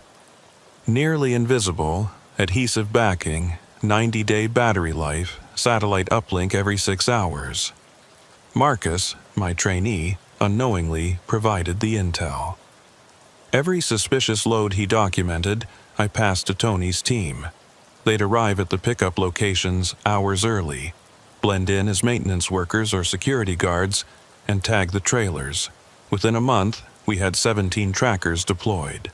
The data they sent back was revealing, seemingly random routes that, when overlaid, showed clear patterns. Convergence points, distribution hubs, a whole hidden infrastructure. But more importantly, we identified the drivers. Good people, honest truckers who had no idea they were being used. People like Carl Brennan, a 60-year-old owner-operator supporting 3 grandkids. Or Jennifer Wu, a young driver trying to pay off student loans. Or David Mitchell, a veteran using trucking to cope with PTSD. These weren't criminals. They were victims, potential fall guys if the network got exposed. Just like I'd been. I compiled everything into a report: maps, schedules, driver profiles, cargo manifests. But instead of giving it to Chen, I sent it to Patricia Wong. "This is explosive," she said when she called. "But I can't publish without verification." "Then verify it. You're an investigative journalist. Investigate."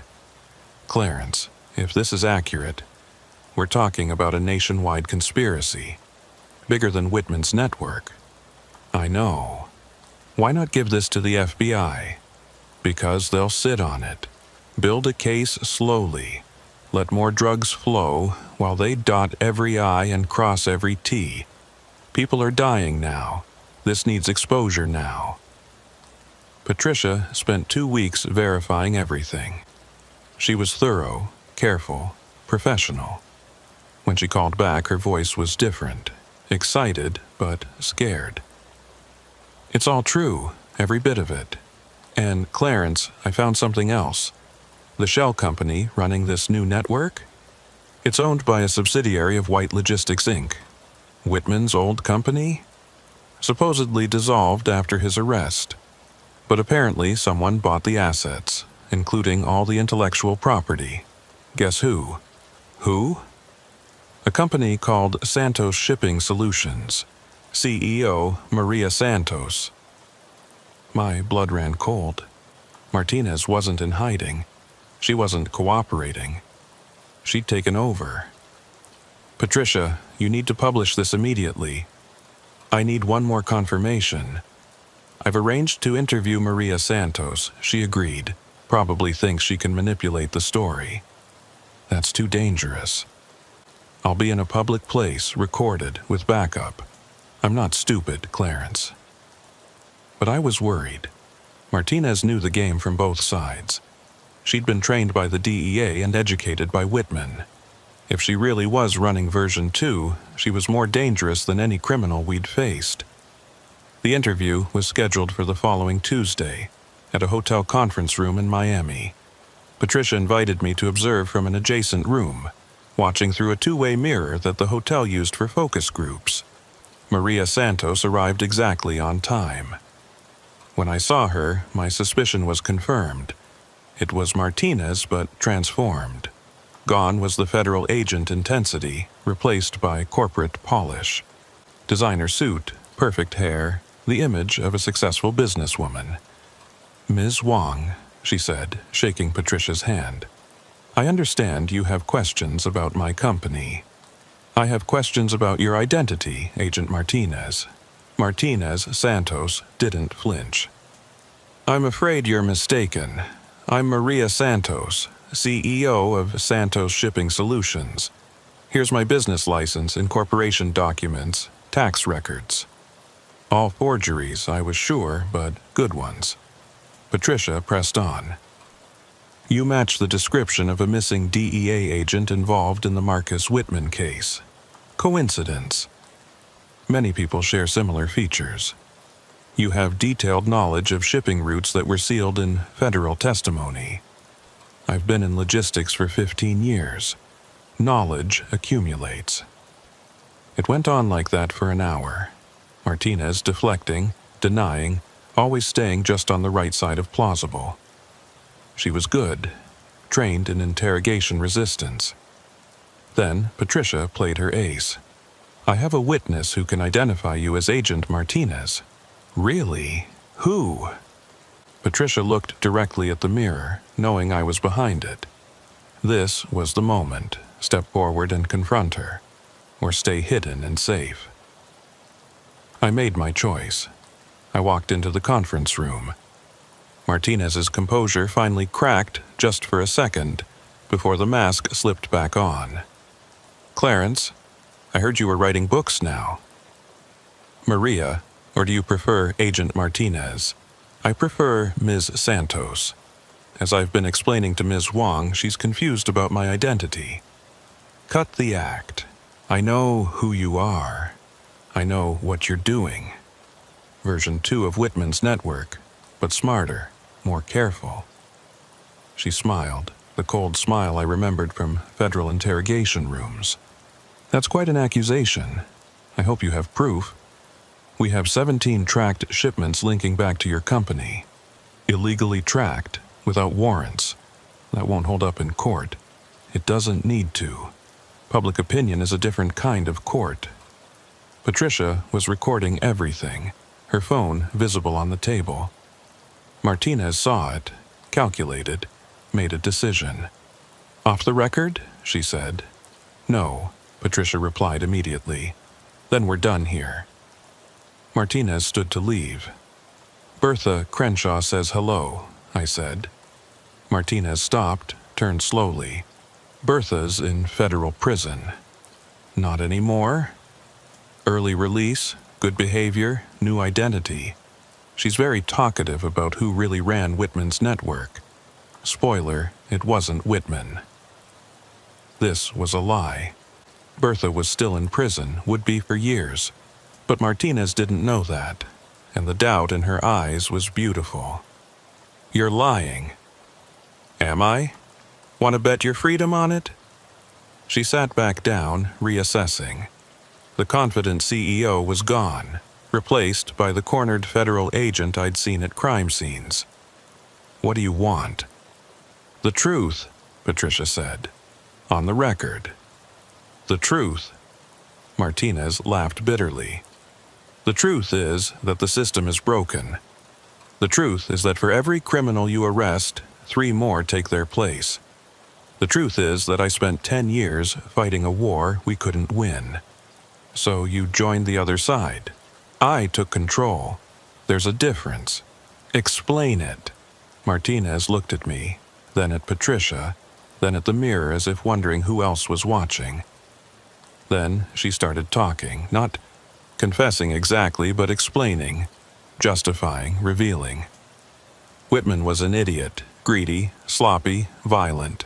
His network moved drugs that killed people, trafficked humans, sold weapons to terrorists.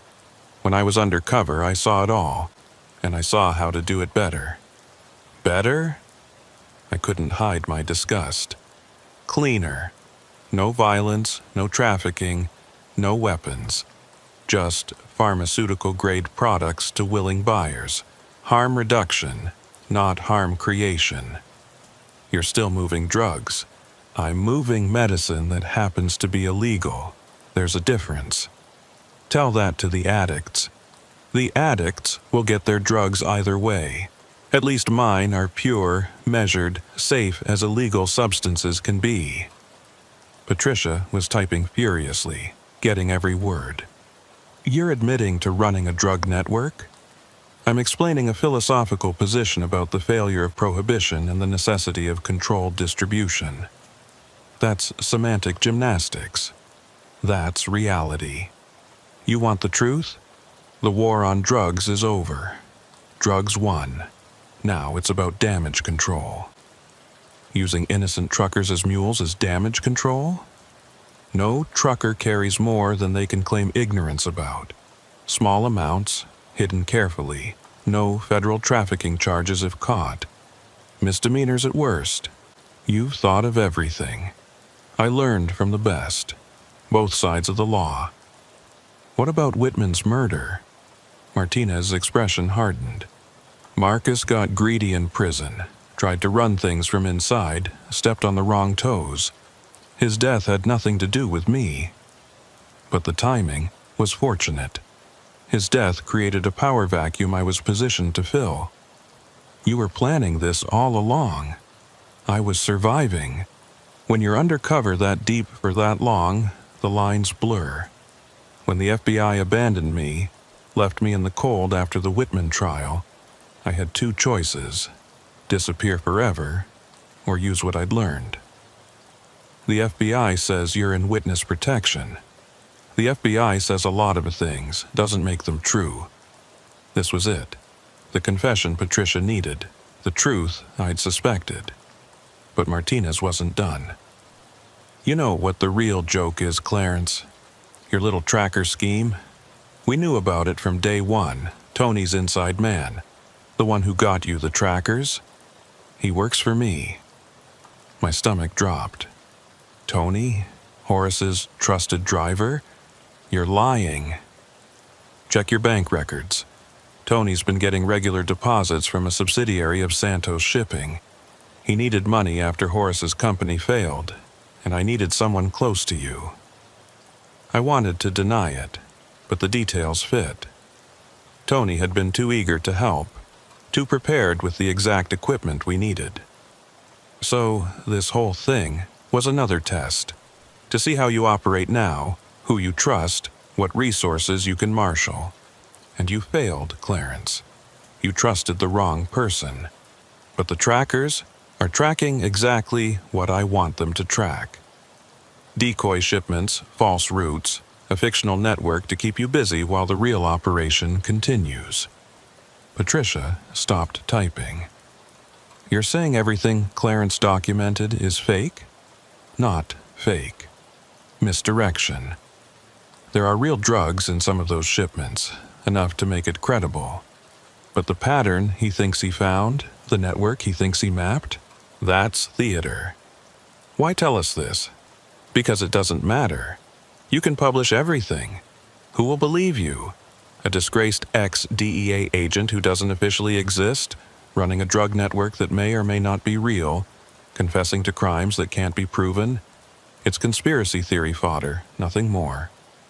She stood again, smoothing her suit. This interview is over. Publish what you want.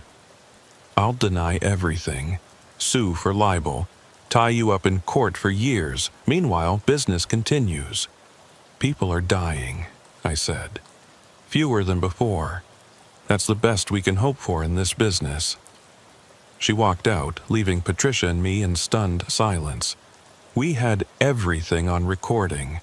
Her admission, her justification, her threats. But she was right. Without corroboration, without hard evidence, it was just talk. We could still publish, Patricia said, and get sued into oblivion. Maybe that's worth it, to get the truth out there. I thought about it. The truth was out there, but what good would it do? Martinez had planned for this, prepared for exposure.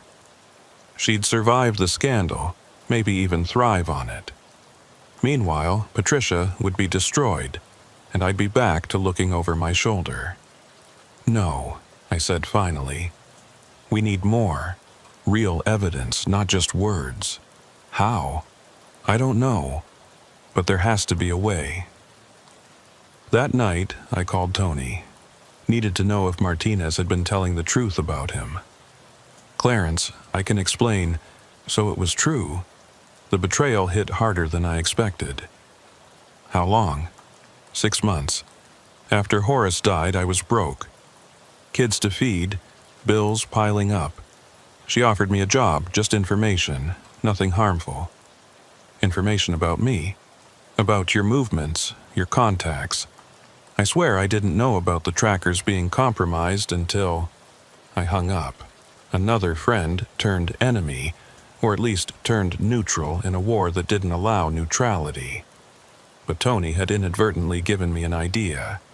If Martinez had inside people, maybe I could develop my own. Someone in her organization who might be convinced to flip. I started with the drivers Marcus had identified, the unwitting mules. Jennifer Wu was my best bet. Young, idealistic, the type who'd gone into trucking for the freedom but found only exploitation. I arranged to run into her at a truck stop in Macon. Made it seem casual, just 2 drivers talking over coffee. Slowly, carefully, I led the conversation toward suspicious loads, weird cargo, things that didn't add up. Actually, she said, lowering her voice, I've been wondering about some of my recent hauls. The weights are off, and there's this supervisor who always insists on loading my trailer himself. What's his name? Rodriguez. Acts nervous, always checking his phone. Last week, I saw him slip something into my trailer after the regular cargo was loaded. Did you report it? To who?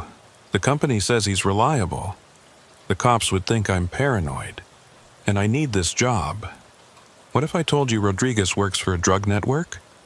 That you've been carrying illegal cargo without knowing it? Her face went pale. You're serious. Dead serious. And if they get caught, you'll take the fall. But I didn't know it. Try explaining that to a federal judge. I told her everything. Whitman, Martinez, the evolution of the network.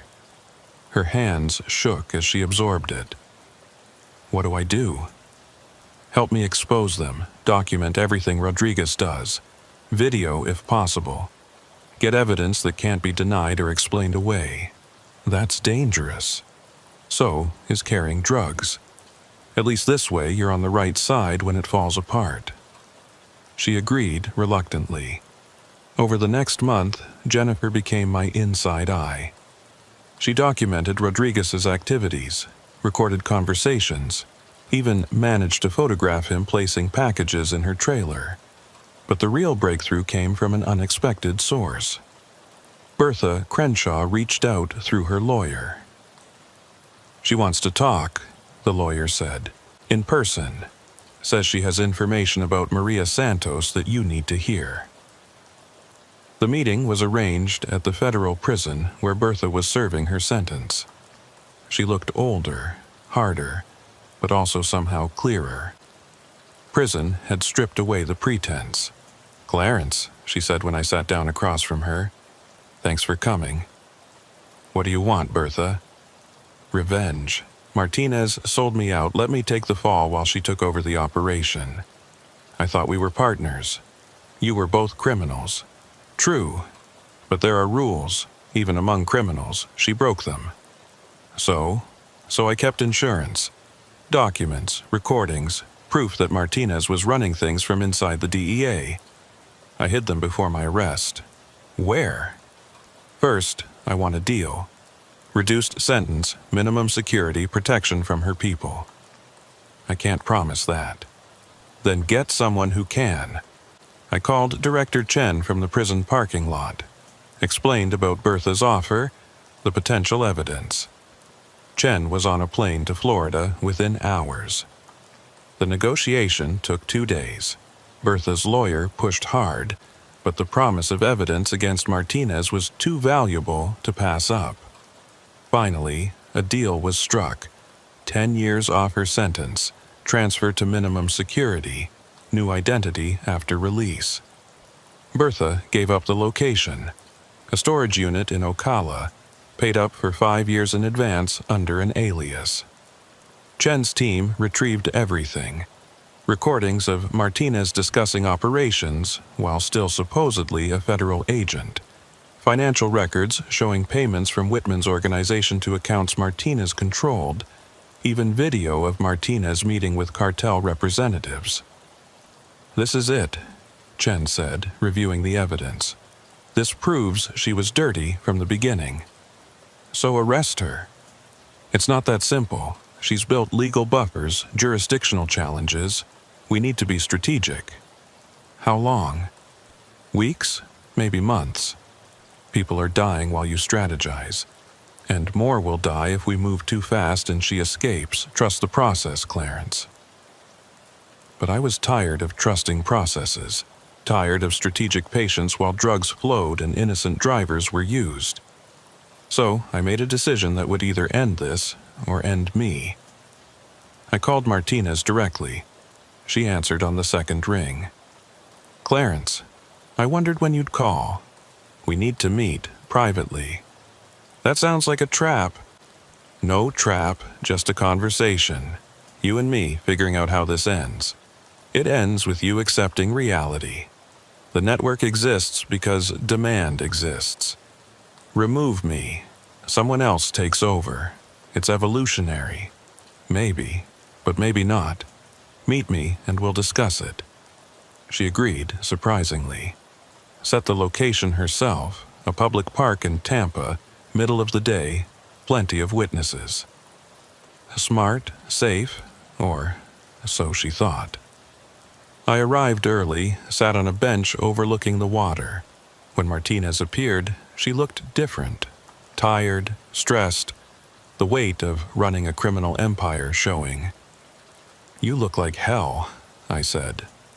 "Running a business is harder than it looks, especially this business. Bertha sends her regards." Martinez's face tightened. "You've been busy. So has Director Chen. Amazing what Bertha kept hidden. Videos, recordings, enough to put you away for life. If they can find me. They already have. 3 blocks away. FBI surveillance van. Another team at the park entrance. Snipers on the adjacent buildings in case you run." She looked around casually, spotting the surveillance she'd missed. "You wore a wire." "Several. Audio, video, GPS, everything admissible." "I haven't said anything incriminating." "You showed up. Maria Santos meeting with Clarence, the man who exposed Whitman. Hard to explain that coincidence. Hardly proof of Rodriguez was arrested this morning. Jennifer Wu's evidence was very thorough. He's already talking, trying to make a deal." That hit home. Martinez's composure cracked. "You orchestrated all of this." "I learned from the best. You taught me that the game has rules, but also that rules can be bent. I just bent them better."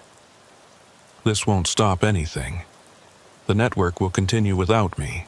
Maybe, but it'll be disrupted, disorganized, and the next person won't have your knowledge, your connections. It'll be messy, visible, easier to stop." "You're naive." "I'm hopeful. There's a difference." She stood to leave, but the FBI was already moving in. Professional, quiet, no drama. Just agents appearing from nowhere, surrounding us. Weapons visible but not drawn. "Agent Martinez," Director Chen said, appearing with perfect timing. "Or should I say, Ms. Santos? You're under arrest for conspiracy to distribute controlled substances, money laundering, and about 30 other federal crimes." Martinez looked at me as they cuffed her. "This isn't over." "Yeah, it is for you anyway." As they led her away, I felt empty. Not triumphant, not relieved, just tired. The network would continue in some form. New criminals would emerge. Innocent truckers would still be exploited. But for now, for today, we'd won a battle in an endless war. Patricia published her story a week later. Front page, nationwide coverage. The full expose of how a DEA agent became a drug queen pin. The trucking industry went into crisis mode. New regulations, mandatory inspections, surveillance systems. Some of it would help. Most of it would just make honest drivers' lives harder. I went back to driving, but it was different now. Every load was suspicious, every dispatcher potentially corrupt, every mile potentially dangerous. The innocence of the open road was gone forever. Marcus, my trainee, took over some of my routes. He was good, careful, observant. But I worried about him, about all the young drivers entering an industry that had shown its dark side. "Any advice?" he asked on his first solo long haul. "Trust your instincts. If something smells wrong, it probably is. And always, always check your load." Even if they tell you not to? Especially then. 6 months after Martinez's arrest, I got another call from Chen. They'd broken up most of the network, arrested dozens of conspirators, seized millions in drugs and assets, but there were still shadows, still unknowns. "We want to hire you," she said. "As an agent, as a consultant, training drivers to spot suspicious activity, helping us understand the industry from inside. Legitimate work, government salary, pension. I'm a trucker, not a cop. You're someone who understands both worlds. That's rare and valuable." I thought about it for a week. The steady pay was tempting, the chance to help other drivers avoid what I'd been through. But it would mean giving up the road, the freedom, the simplicity of point A to point B. In the end, I split the difference. Part-time consulting, part-time driving. Best of both worlds, or maybe worst. Time would tell. The first training session was at a trucking school in Jacksonville. Room full of eager young faces, all thinking they were entering a simple, honest profession. I had to tell them the truth without destroying their dreams. "The road," I began, "is the circulatory system of America. Everything you buy, eat, wear, use, it moved on a truck. That makes truckers essential. It also makes us targets." I told them about the signs to watch for, the patterns that didn't fit, the tiny discrepancies that suggested something wrong. But I also told them about the good parts, the sunrise over empty highways, the camaraderie at truck stops, the pride in delivering essential goods. "Most loads are exactly what they claim to be," I said. "But for the ones that aren't, you need to be ready. Document everything, trust your instincts, and never let anyone make you carry something you haven't verified." One young woman raised her hand. "What if they threaten us, like they threatened you?" "Then you call for help. FBI, state police, even me if necessary. You're not alone out there, even when it feels like you are." After the session, she approached me privately. "My brother's a driver. Been acting strange lately, nervous, taking routes that don't make sense. What's his name?" "David Chen. Drives for Sunshine Transport out of Miami." Sunshine. Even after everything, that name made my blood run cold. "Give me his number, I'll check on him." David Chen was indeed in trouble. Not drugs this time, but human trafficking. The network had evolved again, moving people instead of product. Same methods, different cargo, equal evil. It took another month of investigation, more unwitting drivers identified, more evidence gathered. This time, the FBI moved faster, had learned from the Martinez case. The arrests were swift, comprehensive, effective. But there would be another network, another evolution, Another group of criminals seeing trucks as perfect cover for their operations. It was exhausting, endless, Sisyphean. "Why do you keep fighting?" Patricia asked during an interview for her follow-up book. "You could walk away, retire, disappear, because someone has to. Because every load of drugs we stop, every trafficked person we free, every innocent driver we protect, that matters. Even if it never ends, especially because it never ends. Evil doesn't take breaks. Neither can we." The book came out a year later. Shadow Routes: The Continuing War on America's Highways.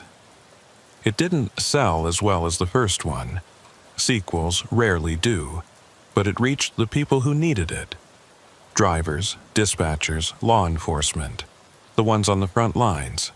I still drive sometimes. Not as much, not as far, but enough to keep my finger on the pulse of the industry. Last week, I picked up a load of strawberries from Plant City. Legitimate cargo, verified and clean. But I still checked it 3 times, still documented everything. Still felt that familiar tension until delivery was complete. Because that's the thing about the Shadow Network. It's not one organization, but an idea. The idea that trucks are vulnerable, drivers are expendable, and crime can hide in plain sight on America's highways. As long as that idea exists, someone will try to exploit it. So I keep driving, keep watching, keep teaching others to do the same. It's not much, maybe, but it's something. And sometimes in this business, something is everything. The other day, a young driver flagged me down at a rest stop. Said he'd read my books, attended my training, spotted something suspicious in his load. "What should I do?" he asked. I gave him Chen's number, told him to document everything, walked him through the process. Turned out he'd stumbled onto a weapons smuggling ring, automatic rifles hidden in furniture shipments. His vigilance probably saved lives. "Thanks," he said after the FBI took over, "for teaching us to look." "Thank Horace," I said. "He's the one who taught me." Because that's how it works. Knowledge passed from driver to driver, generation to generation.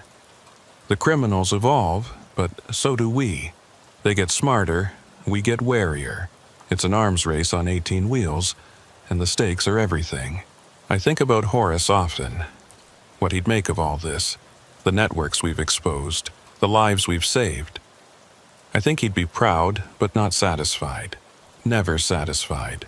Because the road goes on, the trucks keep rolling, and somewhere out there someone's planning the next evolution of the Shadow Network. But we'll be ready. We're always ready now. Watching, documenting, refusing to be blind mules in someone else's crime. The road might be dangerous, but it's our road, and we'll be damned if we let them take it from us.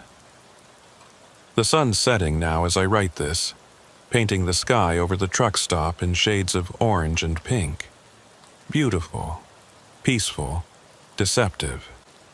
Because darkness is coming, and with it, the night shifts begin. Thousands of truckers heading out into the dark, carrying the economy on their backs. Most will have normal runs, but some won't. Some will smell that sweet chemical wrong smell, find that extra weight, spot that nervous supervisor, and because of what we've learned, what we've shared, what we've survived, they'll know what to do.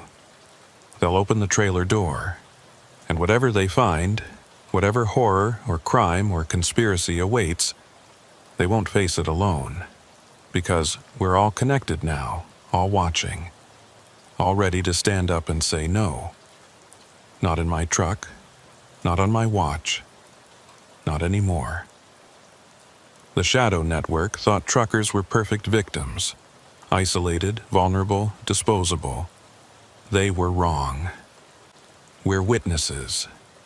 We're warriors. We're the thin 18-wheeled line between order and chaos on America's highways. And we're not going anywhere.